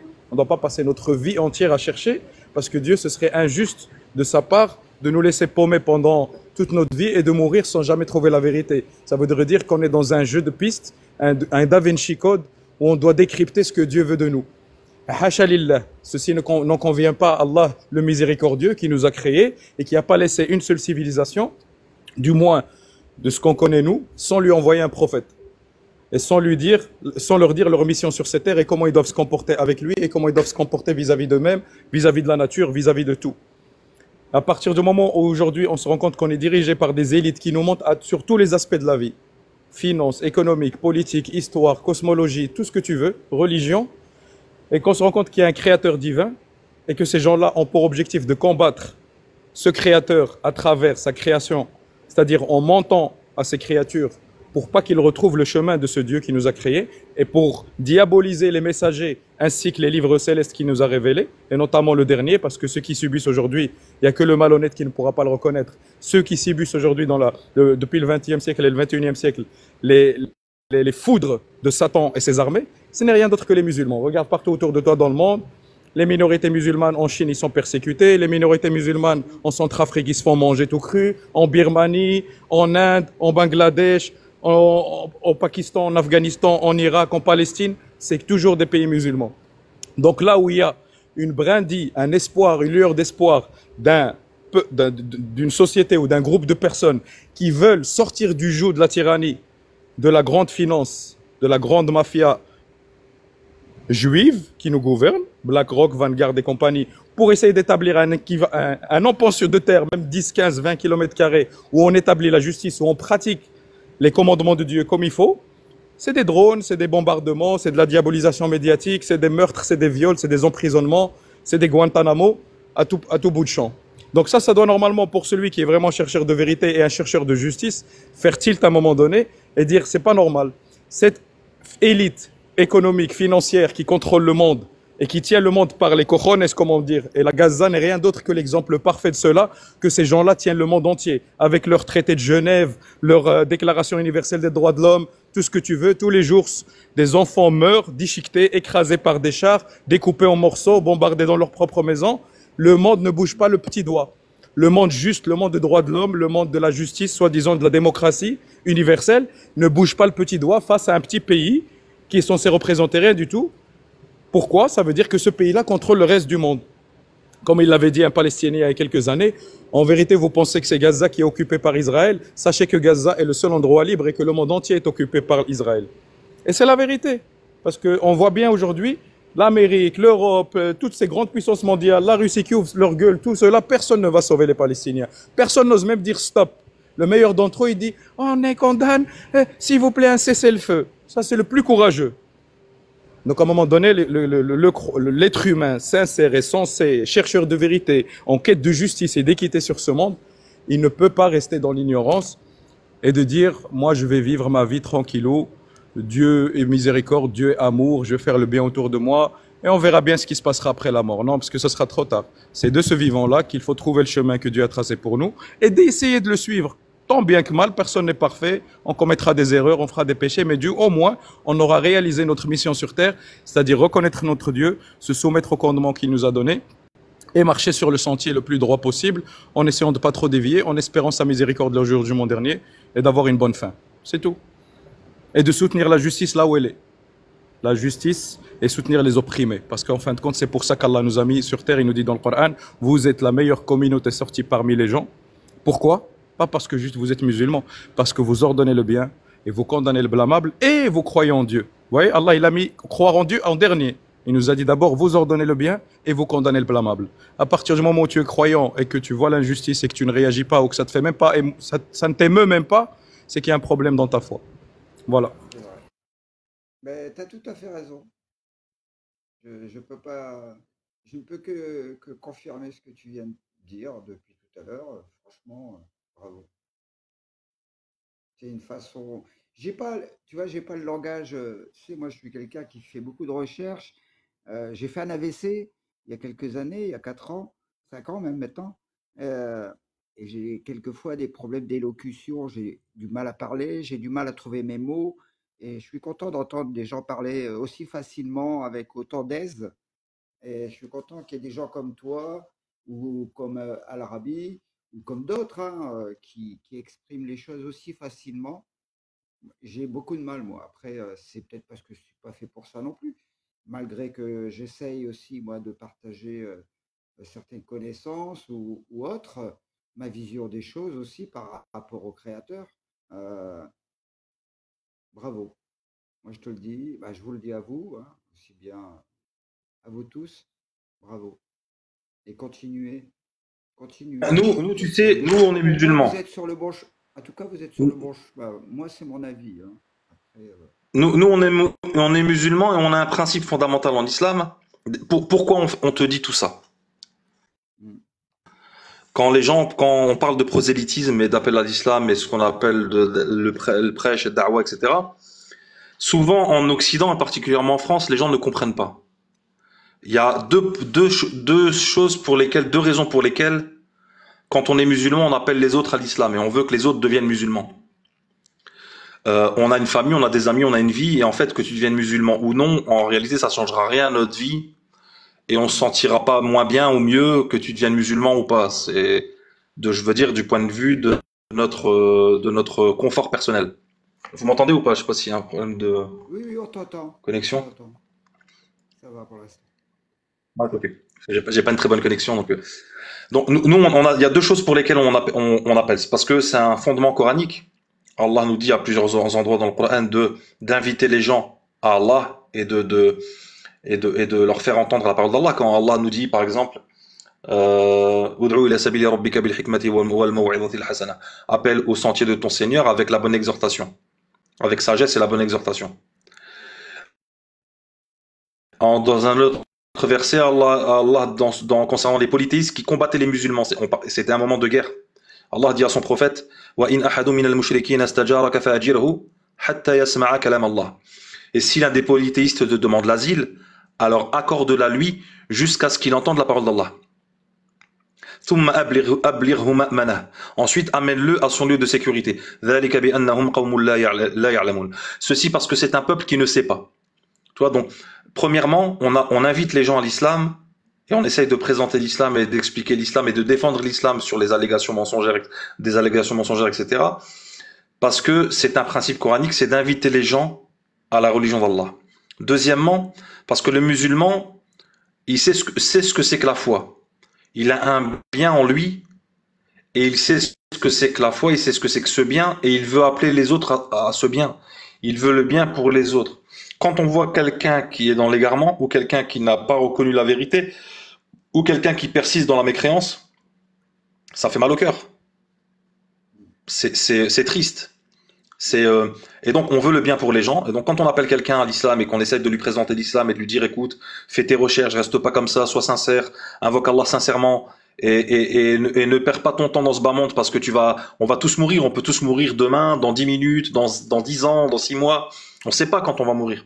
Mais une fois que la mort est venue, il est trop tard, tu vois. Donc voilà pourquoi on appelle les gens à l'islam, parce que c'est un principe coranique et parce que on veut le bien pour les gens. Et quand tu veux le bien pour les gens, tu ne peux pas les voir, les laisser et ne pas les inviter à l'islam, c'est pas possible. Contrairement aux missionnaires chrétiens, qui eux, de leurs propres aveux, dans leurs écrits, avaient pour objectif la suprématie, la suprématie du pouvoir occidental. À plusieurs reprises, ils admettaient que l'objectif de la conversion au christianisme, c'était de donner du pouvoir et à l'Église et de manière générale à l'Occident, en christianisant les populations africaines ou asiatiques, etc. Parce qu'une fois qu'ils ils devenaient chrétiens, ils auraient une autorité sur eux et ça leur permettrait d'avoir de leur hégémonie en fait au niveau mondial. Donc il y a un aspect comme ça qui est politique. Alors que le musulman, lui, le musulman lambda, déjà appelle les gens à l'islam, alors que le chrétien en général n'est pas très très prosélyte. Il l'est même pas du tout aujourd'hui. C'est surtout parce qu'on veut le bien pour les gens et qu'on veut que les gens aillent au paradis en fait. On a envie d'aller au paradis et que les gens aillent au paradis avec nous.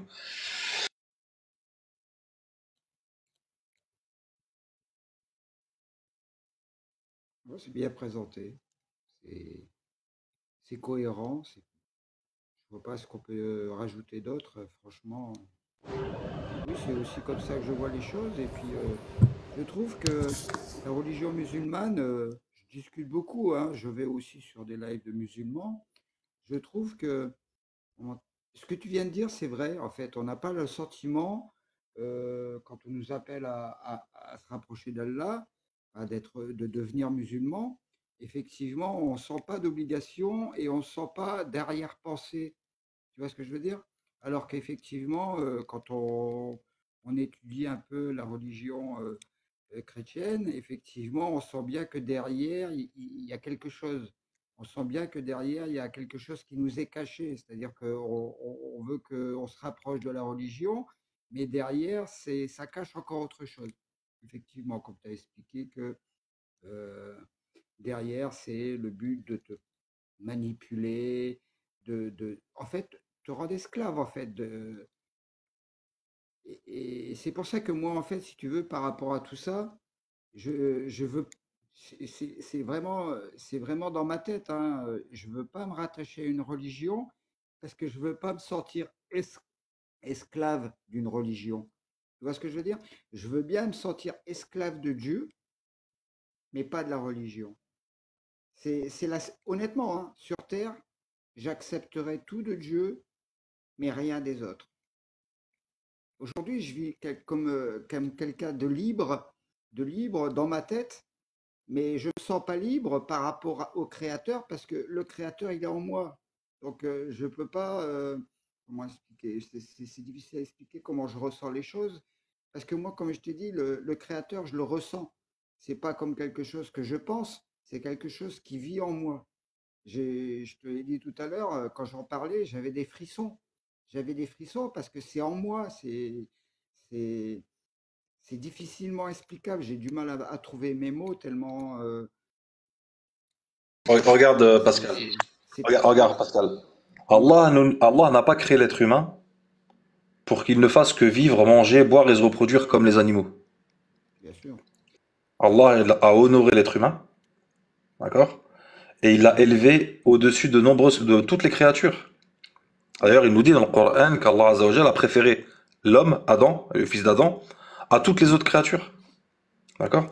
Et Allah ne nous a pas créés juste pour qu'on puisse profiter, consommer, etc.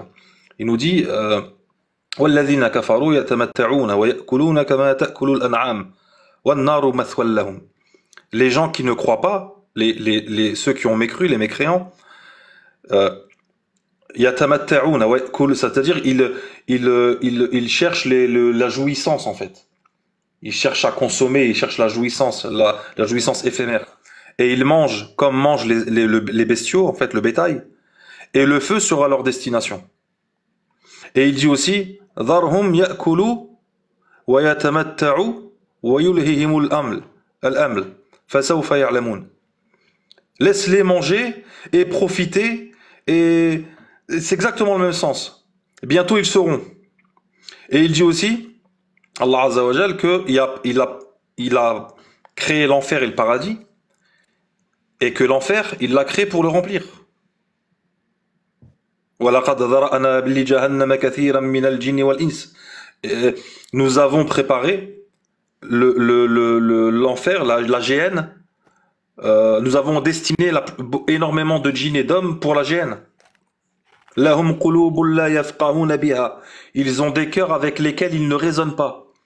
وَلَهُمْ أَعْيُنٌ لَا يُبْصِرُونَ بِهَا. Et ils ont des yeux avec lesquels ils ne voient pas. وَلَهُمْ آذَانٌ لَا يَسْمَعُونَ بِهَا. Et ils ont des oreilles avec lesquelles ils n'entendent pas. أُولَئِكَ كَالْأَنْعَامِ بَلْ هُمْ أَضَلُّ. Ceux-là sont comme des bestiaux, mais ils sont encore plus égarés. أُولَئِكَ هُمُ الْغَافِلُونَ. Ceux-là sont les insouciants. Regarde le discours du Coran, le discours coranique. Comment c'est un discours divin. C'est un discours éducateur. Un discours qui te parle directement, tu vois, qui s'adresse à toi, qui te fait des paraboles et qui t'explique la vie, qui t'explique les choses. Tu vois bien que quand tu lis le Coran et quand tu lis les autres livres, le discours n'est pas le même. Tu vois bien que c'est pas un discours humain, en fait. Il n'y a pas de... Le Coran, si on dit que le Coran a été écrit par un homme, il n'a aucun sens. Le texte coranique n'a aucun sens si on part du principe qu'il a été écrit par un homme. C'est quoi l'objectif? Un homme qui te dit que tu dois pas vivre pour ce bas monde, que tu dois être soumis qu'à Allah seul, que tu dois vivre et mourir pour Allah, que tu dois nourrir le pauvre, que tu dois faire le bien pour Allah, que tu dois combattre l'injustice, que tu dois... que tout ce que tu fais, en fait, que tu dois raisonner, que tu dois méditer sur la création, etc. Quel est l'objectif? Si l'objectif était un objectif mondain, il n'y a aucun objectif, en fait. Il y a aucun... Le prophète Mohammed, sallallahu alayhi wa sallam, quand tu lis sa biographie, les hadiths qui sont rapportés de lui, quand ses compagnons lui disaient, par exemple, je te donne un simple exemple, quand il lui disait seul Allah et toi savez. Qu'est-ce qu'il répond, le prophète alayhi sallam? Est-ce qu'il a dit oui, je sais parce que je suis le messager d'Allah? Il a dit Aj'altani lillahi niddan, as-tu fait de moi un égal d'Allah? Comment oses-tu dire dans la même phrase Allah et moi? Non, dis Allah seul sait, ou bien Allah seul veut. Il lui avait dit dans le hadith Inch'Allah wa shi'at, si Allah veut et que tu veux. Il lui a dit là Qul Inch'Allah wahdah, dis si Allah veut seul, Allah seul le veut. Un homme comme ça dont il est rapporté qu'il priait tellement longtemps la nuit, il restait tellement en position debout que ses pieds se fissuraient, il avait des écailles sur les pieds et que ses pieds finissaient par saigner tellement il se tenait debout. Et quand sa femme Aïcha radhiyallahu anha lui a dit Allah ne t'a-t-il pas pardonné tes péchés passés et futurs? Et il lui a répondu, ne convient-il pas à un serviteur d'être reconnaissant envers son Seigneur? Donc, si c'était un menteur ne se comporte pas comme ça. Un menteur, quand il ferme la porte, il rentre chez lui dans son intimité, c'est tout. Il a raconté des bêtises et des mensonges aux gens. Après, quand il est chez lui, etc., il fait sa vie. Il se tient pas à passer la prière, la nuit en prière, etc. Tous les biens qu'il gagnait, même les butins de guerre, etc., tout ça, ça partait en aumône pour les pauvres.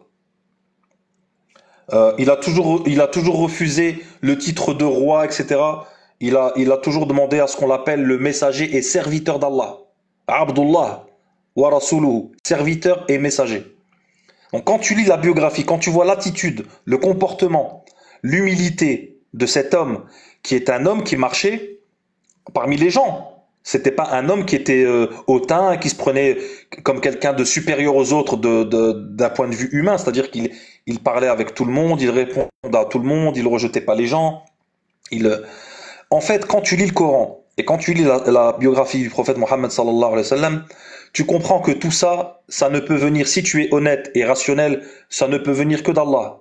Il n'y a aucun homme qui peut produire une œuvre pareille. Sans parler des miracles du Coran, les choses qui viennent prouver que le Coran est divin, ça c'est encore un autre sujet, tu vois. Encore.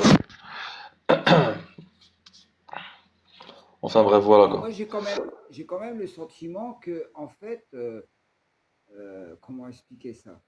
Euh, il faut à un moment donné dans sa vie prendre conscience de qui nous sommes dans cette société pour pouvoir justement comprendre notre rôle dans cette société face à Dieu. Parce que c'est toujours face à Dieu. C'est et moi, c'est comme ça que je vois les choses aujourd'hui. Mes actions sont toujours face à Dieu.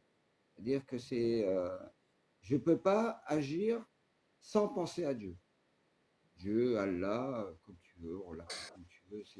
Ça me pose toujours un problème parce qu'en fait, je ne veux jamais offusquer qui que ce soit les chrétiens, les juifs ou. Non, tu peux dire Dieu, il n'y a pas de problème. Que tu dises Dieu, Allah, il n'y a pas de souci. Il n'y a D'accord, pas de problème. merci.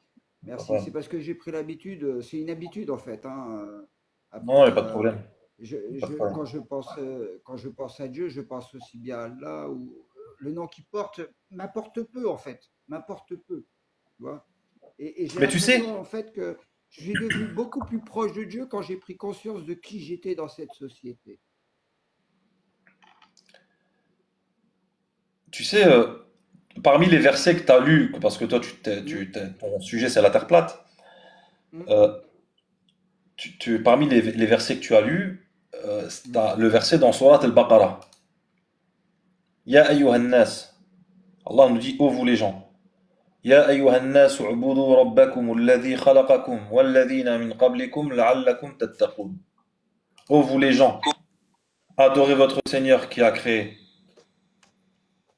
vous a créé et qui a créé ceux qui vous ont précédés, ainsi atteindrez-vous la piété.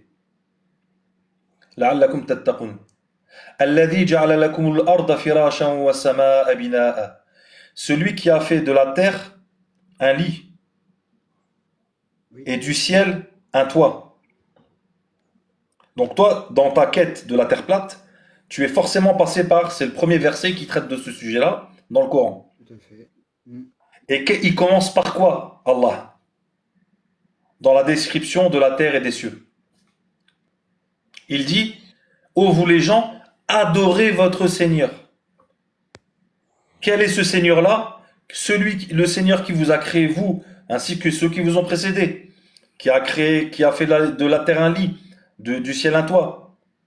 الذي خلق السماوات خلقكم والذين من قبلكم لعلكم تتقون. Attends, يا أيها C'est celui qui vous a fait la terre pour lui, تتقون. le ciel pour toi, qui précipite الذي جعل لكم الأرض فراشا والسماء بناء وأنزل من السماء ماء فأخرج به من الثمرات رزقا لكم. Celui qui a fait descendre la pluie, qui a fait sortir des fruits pour votre subsistance, etc.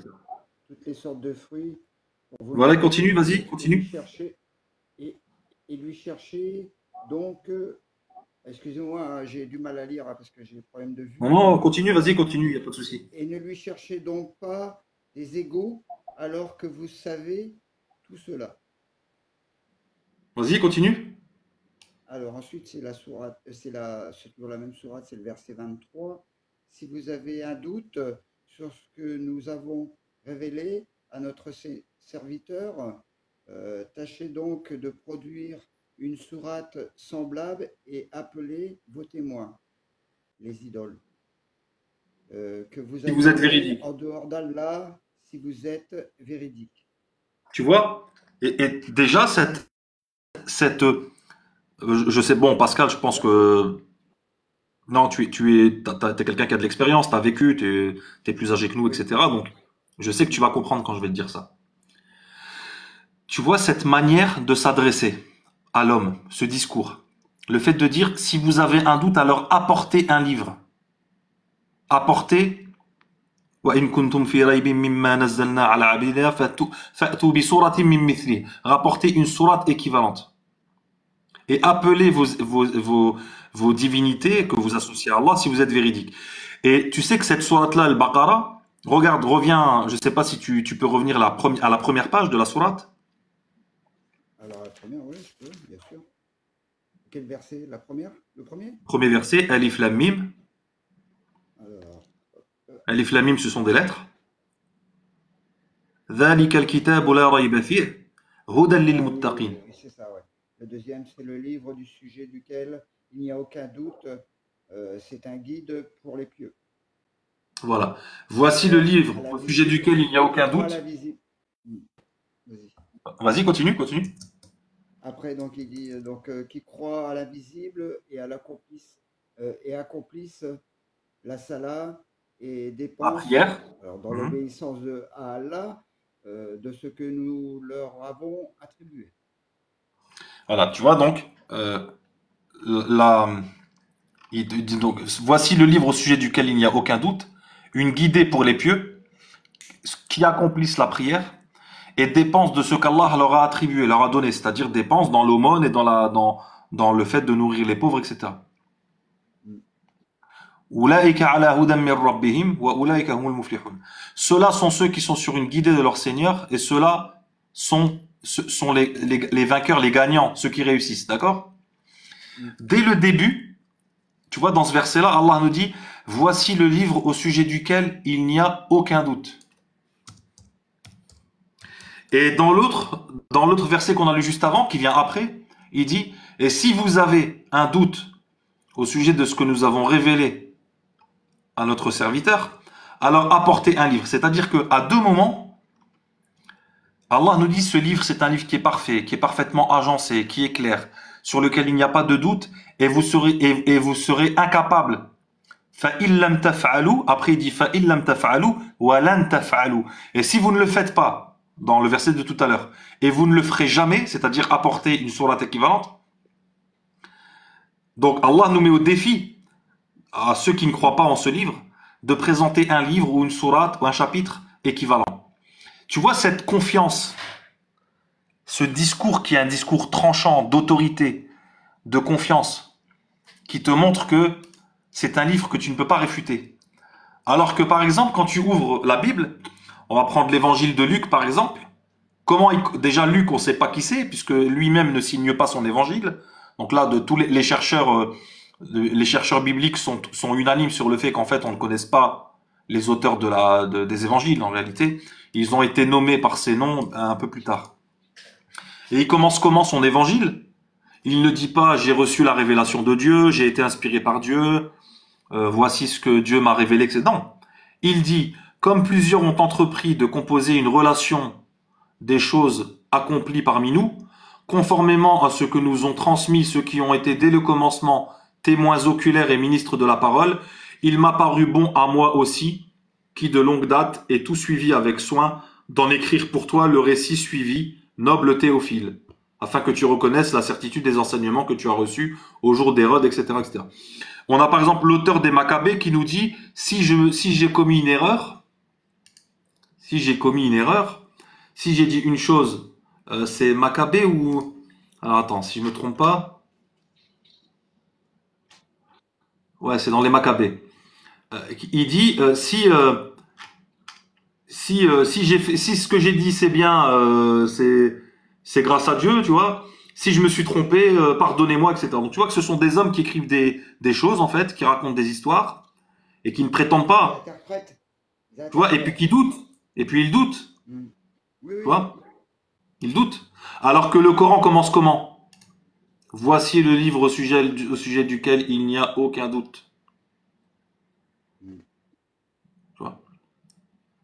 Donc, la supériorité du Coran à tous les niveaux est évidente, de toute façon.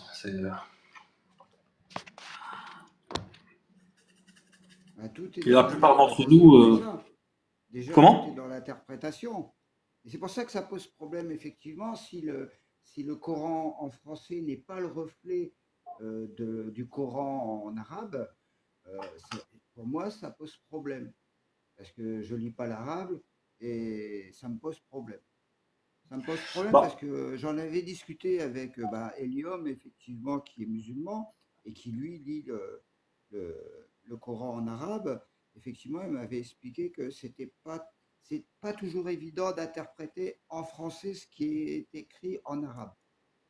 Tu vois? Parce que les mots, c'est vrai une phrase peut avoir plusieurs significations dans le Coran. Je ne sais plus quelle phrase qui avait été citée, qui avait quatre interprétations dans la même phrase. Euh, Elle pouvait être interprétée de quatre façons différentes, en fait. Une phrase qui était dans le Coran en arabe. J'ai plus c'est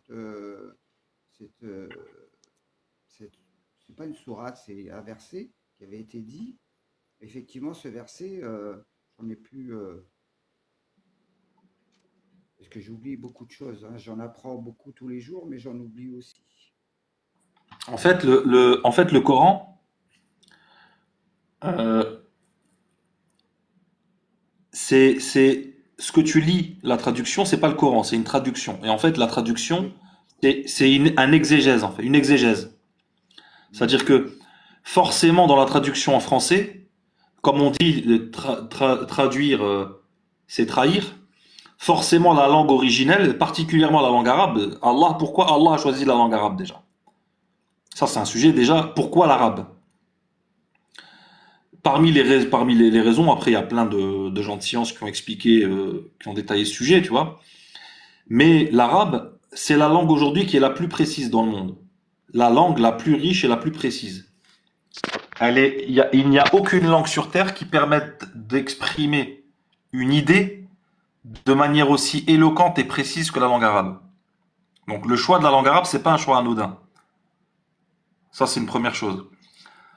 Ensuite, la langue arabe est une langue qui est mathématique. C'est une langue mathématique. C'est-à-dire que, par exemple, en arabe, on a des verbes, ce qu'on appelle les verbes composés de 3 syllabes, ce qu'on appelle al-fi'l al-thulathi, al-fi'l al-ruba'i, al-khumasi, al-sudasi, etc. Donc, c'est une langue dont les mots et les verbes, etc., sont mathématiques. Quand je dis mathématiques, c'est symbolique, hein, ça va pas dire que. Mais voilà, on se comprend. C'est-à-dire, c'est une langue premièrement, qui est riche et qui est ordonnée et qui permet une précision dans l'expression que aucune autre langue ne permet. Tu vois. Mhm. Après, il faut savoir aussi que d'ailleurs, ça c'est j'ai écrit quelque chose là-dessus. C'est un chrétien catholique. Je vais essayer de te retrouver la citation parce que c'est sur un document que j'ai préparé sur le miracle rhétorique du Coran, en fait, pour essayer de faire comprendre aux lecteurs francophones. C'est pas chose évidente parce que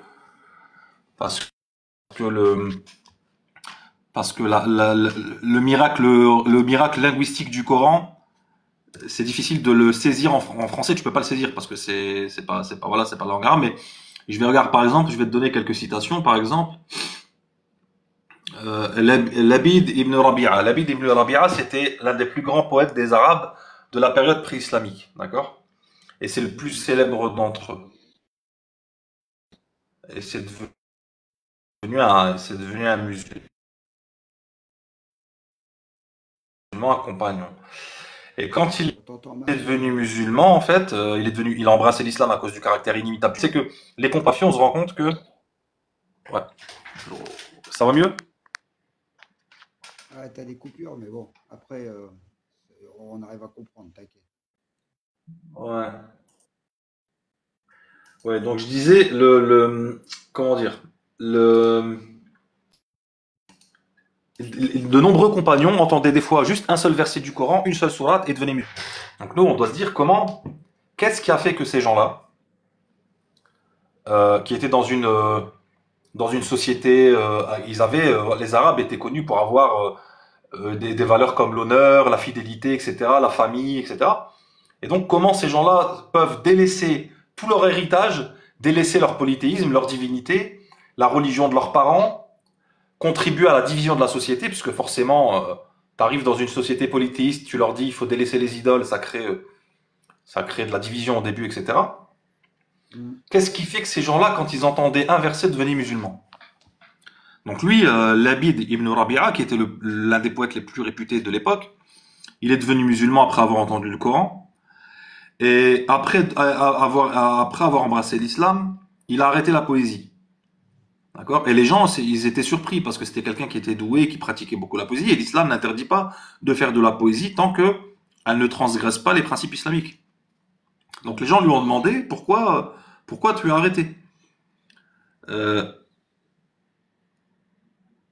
Il a dit quoi? Même après la révélation du Coran? Comment tu veux qu'un poète puisse s'exprimer après la révélation du Coran? Alors, parce que le Coran, je termine ça, puis je t'explique pourquoi. Et lorsque Omar ibn Khattab, qui est le deuxième calife bien guidé, l'a interrogé sur sa poésie de l'époque, il lui a dit « Allah me l'a remplacé par les sourates al-Baqarah et al-Imran ». Bon, pourquoi il dit ça? Parce qu'en fait, le Coran, à l'époque des Arabes de la Mecque, ils avaient deux modes d'expression, en fait. Ils avaient deux modes d'expression. Il y avait la poésie, d'accord? Il y avait la poésie et il y avait la prose.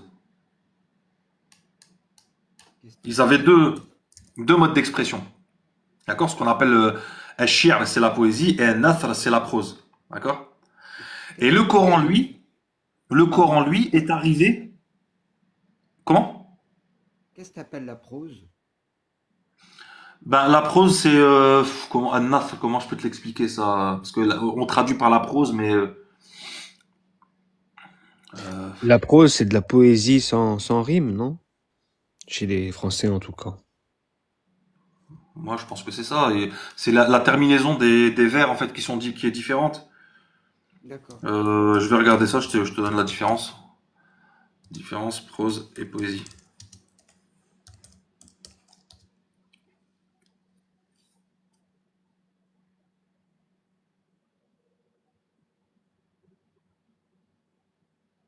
C'est de l'éloquence, mais sans qu'il y ait des Voilà, rimes. c'est pas la même construction, en fait. C'est pas la même construction rythmique et rimique. Ouais. Donc, les Arabes, ils avaient le nathr et le shi'r. D'accord? Le shi'r, c'est en général, il faut en sorte de faire rimer, de faire coïncider les idées et de les prononcer d'une manière équivalente dans les sons, dans les voyelles, etc., les syllabes.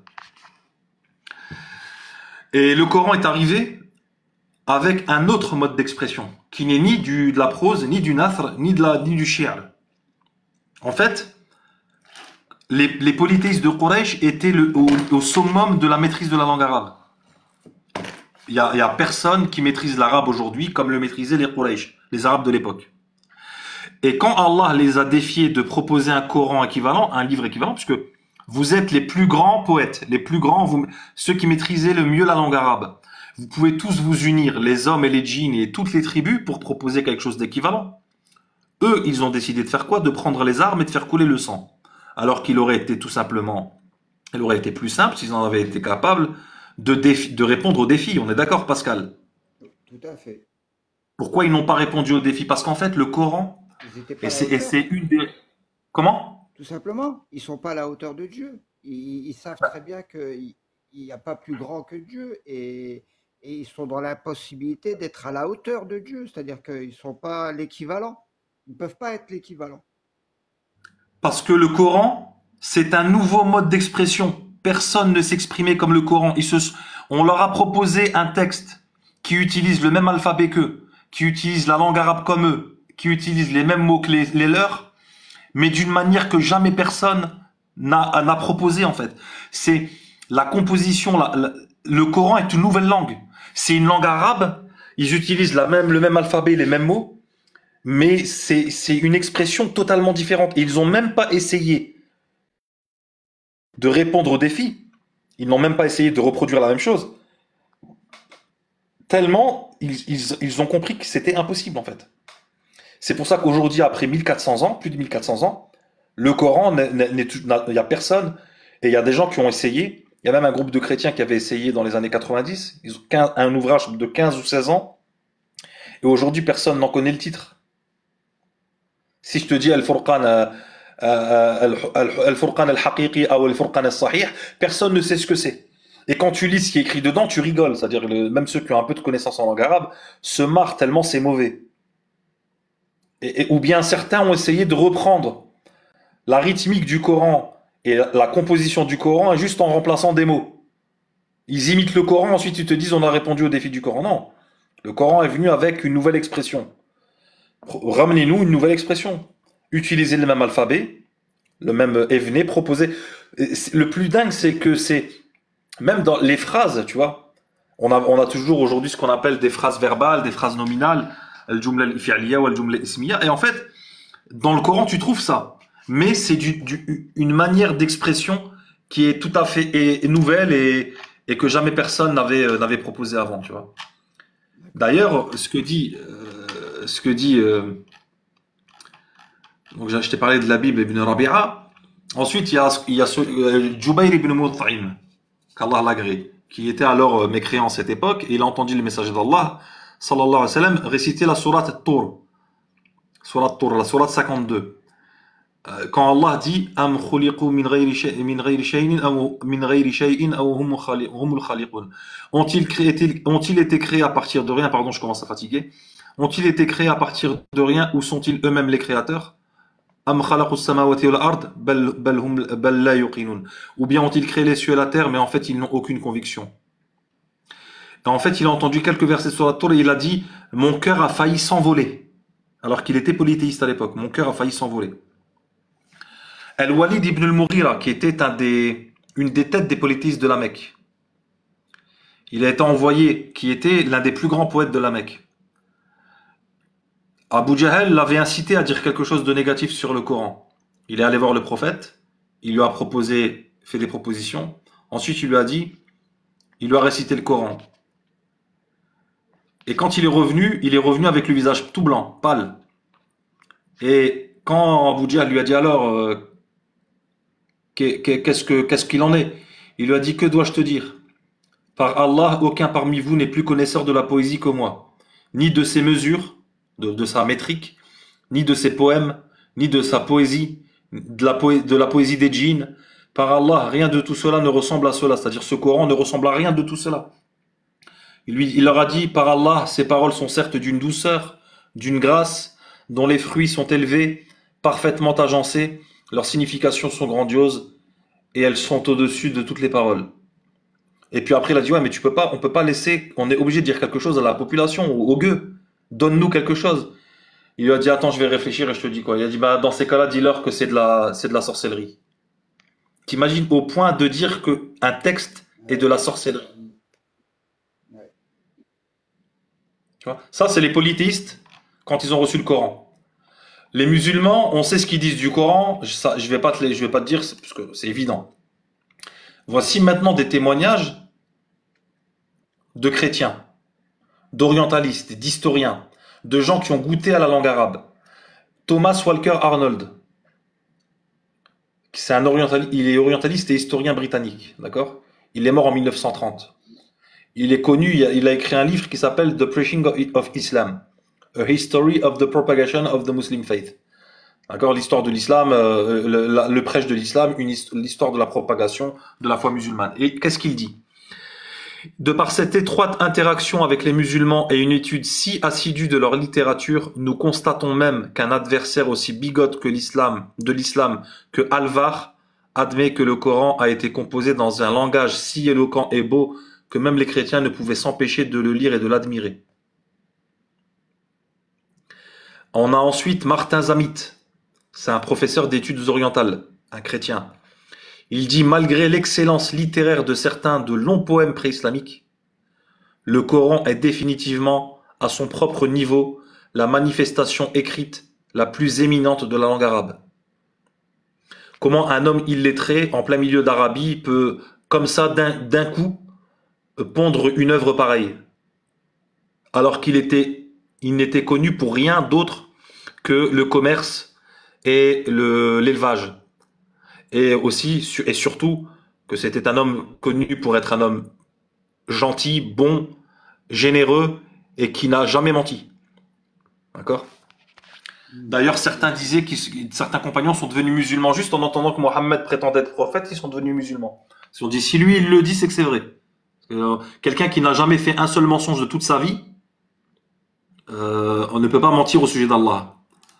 Ensuite, on a l'orientaliste et littérateur Arberi. Il dit, en tentant aujourd'hui d'améliorer les performances des prédécesseurs et de produire quelque chose qui pourrait être accepté comme faisant écho, même faiblement, à la sublime rhétorique du Coran arabe, j'ai eu du mal à étudier les rythmes complexes et richement variés qui, au-delà du message lui-même, constituent la prétention indéniable du Coran à se classer parmi les plus grands chefs-d'œuvre littéraires de l'humanité.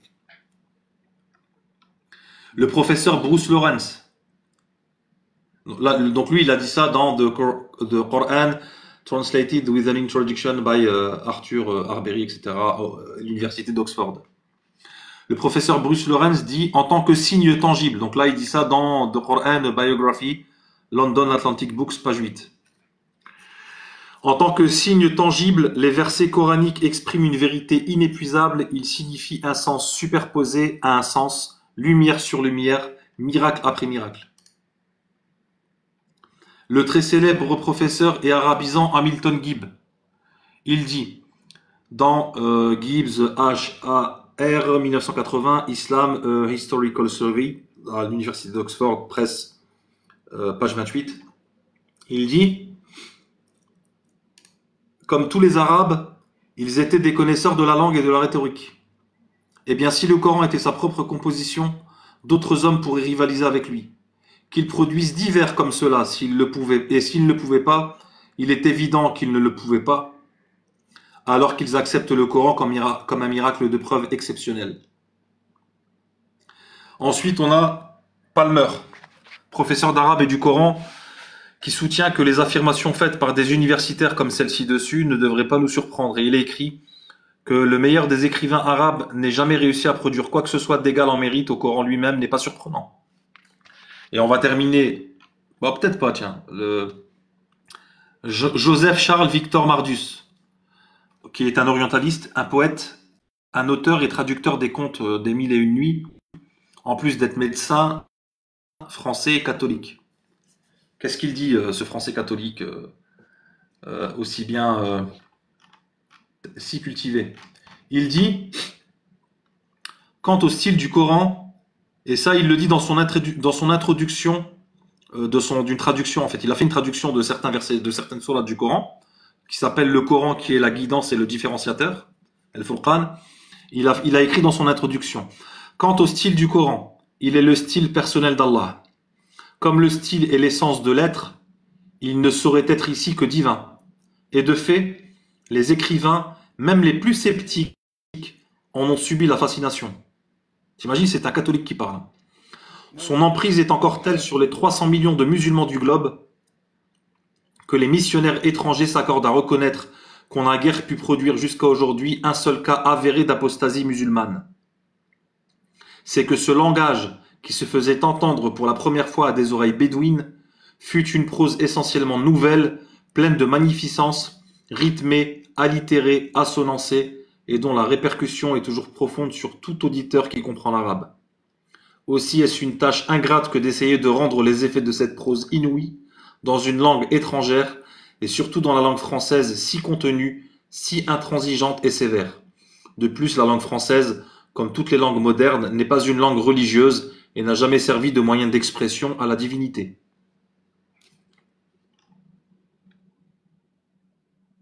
Tu vois ? Oui.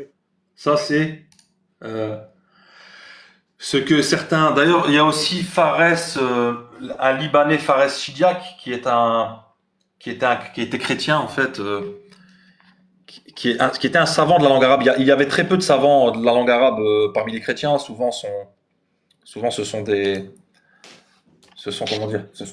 musulmans, les savants de la langue arabe, puisqu'ils ont un intérêt dans la langue arabe. Mais lui, il était chrétien. Du moins avant sa conversion.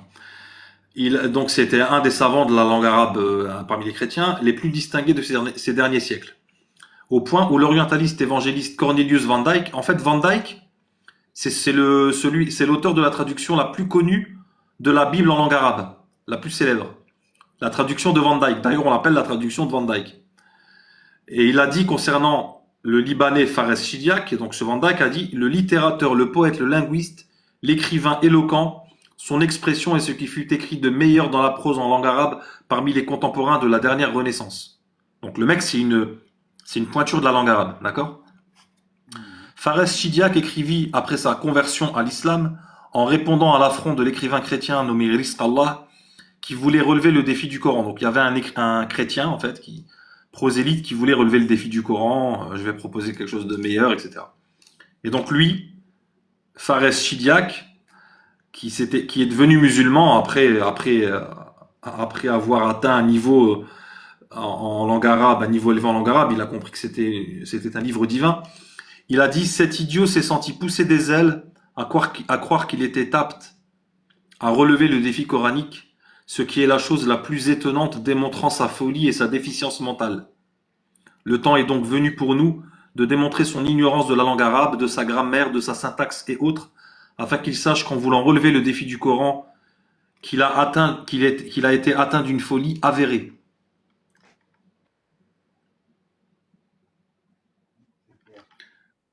C'est dingue, hein? On a aussi Washington Irving, un écrivain américain, essayiste et biographe américain. Il a dit, quel plus grand miracle ont-ils que le Coran lui-même, un livre révélé par un homme illettré, si élevé dans son langage, si irréfutable dans son argumentation, que l'habileté combinée des hommes et des démons ne pourrait composer rien de comparable. Quelle meilleure preuve pourrait-il y avoir que cela ne vient que de Dieu lui-même? Le Coran lui-même est un miracle. On a aussi Philippe Iti qui est un historien chrétien libanais, spécialiste des langues sémites. Il a dit, bien sûr tout est sourcé, hein, le style du Coran est le style de Dieu. Il est différent, incomparable et inimitable. C'est fondamentalement ce qui constitue le caractère miraculeux du Coran. De tous les miracles, c'est le plus grand. Laura Vecchia Vaglieri, c'est une orientaliste italienne arabisante qui est devenue évidemment musulmane. Elle dit le miracle de l'islam par excellence est le Coran, à travers lequel une tradition constante et ininterrompue transmet à nos yeux des nouvelles d'une certitude absolue. C'est un livre qui ne peut être imité. Chacune de ses expressions est complète et pourtant elle est de taille convenable, ni trop longue ni trop courte. Son style est original, il n'existe aucun modèle de ce style dans la littérature arabe de l'époque qui l'a précédé. L'effet qu'il produit sur l'âme humaine est obtenu sans aucune aide fortuite par ses propres excellences inhérentes. Etc., etc. Et je vais terminer avec cette parole d'une pourtant une femme qui est une opposante à l'islam, Qu'est-ce qu'elle dit, cette femme-là?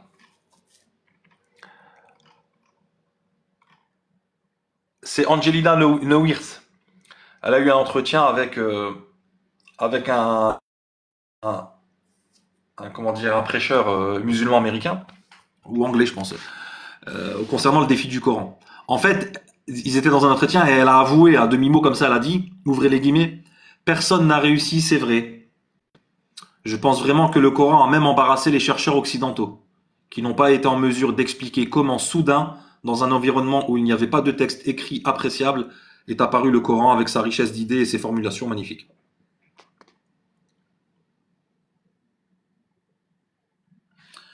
Voilà. Ouais, donc effectivement, en langue française, tu auras le sens, c'est-à-dire tu auras le sens du mot, du discours, c'est-à-dire que tu vas pouvoir comprendre le message de manière globale, mais tu vas passer à côté de la profondeur du texte et de ce caractère, du caractère divin du texte, qui est le Coran en langue arabe. Mais tu peux tout à fait lire une bonne traduction et comprendre, mais tu vas rester avec certaines questions des fois, et voilà, il faut juste le savoir, c'est tout. Ok, bon voilà, écoute, moi c'était un plaisir. Il faut savoir que la langue française, c'est pas une vieille langue. Parce que tout le monde ne parle. En France, déjà, la France n'a pas toujours été la France comme on la connaît aujourd'hui. Hein. Faut pas oublier qu'avant la France, c'était la Gaule. Il y avait plusieurs endroits où on parlait plusieurs langues différentes, hein, le breton, tout ce qu'on connaît en France comme langage. Le français, c'est pas une vieille langue, en fait, déjà. Donc, si on veut comparer la langue française, effectivement, elle est riche, mais effectivement, à comparer avec la langue arabe, effectivement. Après, je ne connais pas trop la langue arabe, hein, personnellement, mais effectivement, c'est quand même une langue qui a plus de 1000 ans, on va dire. Tu vois? Alors qu'on ne peut pas dire ça de la langue française. Bah, c'est-à-dire que la langue arabe, elle est encore aujourd'hui pratiquée.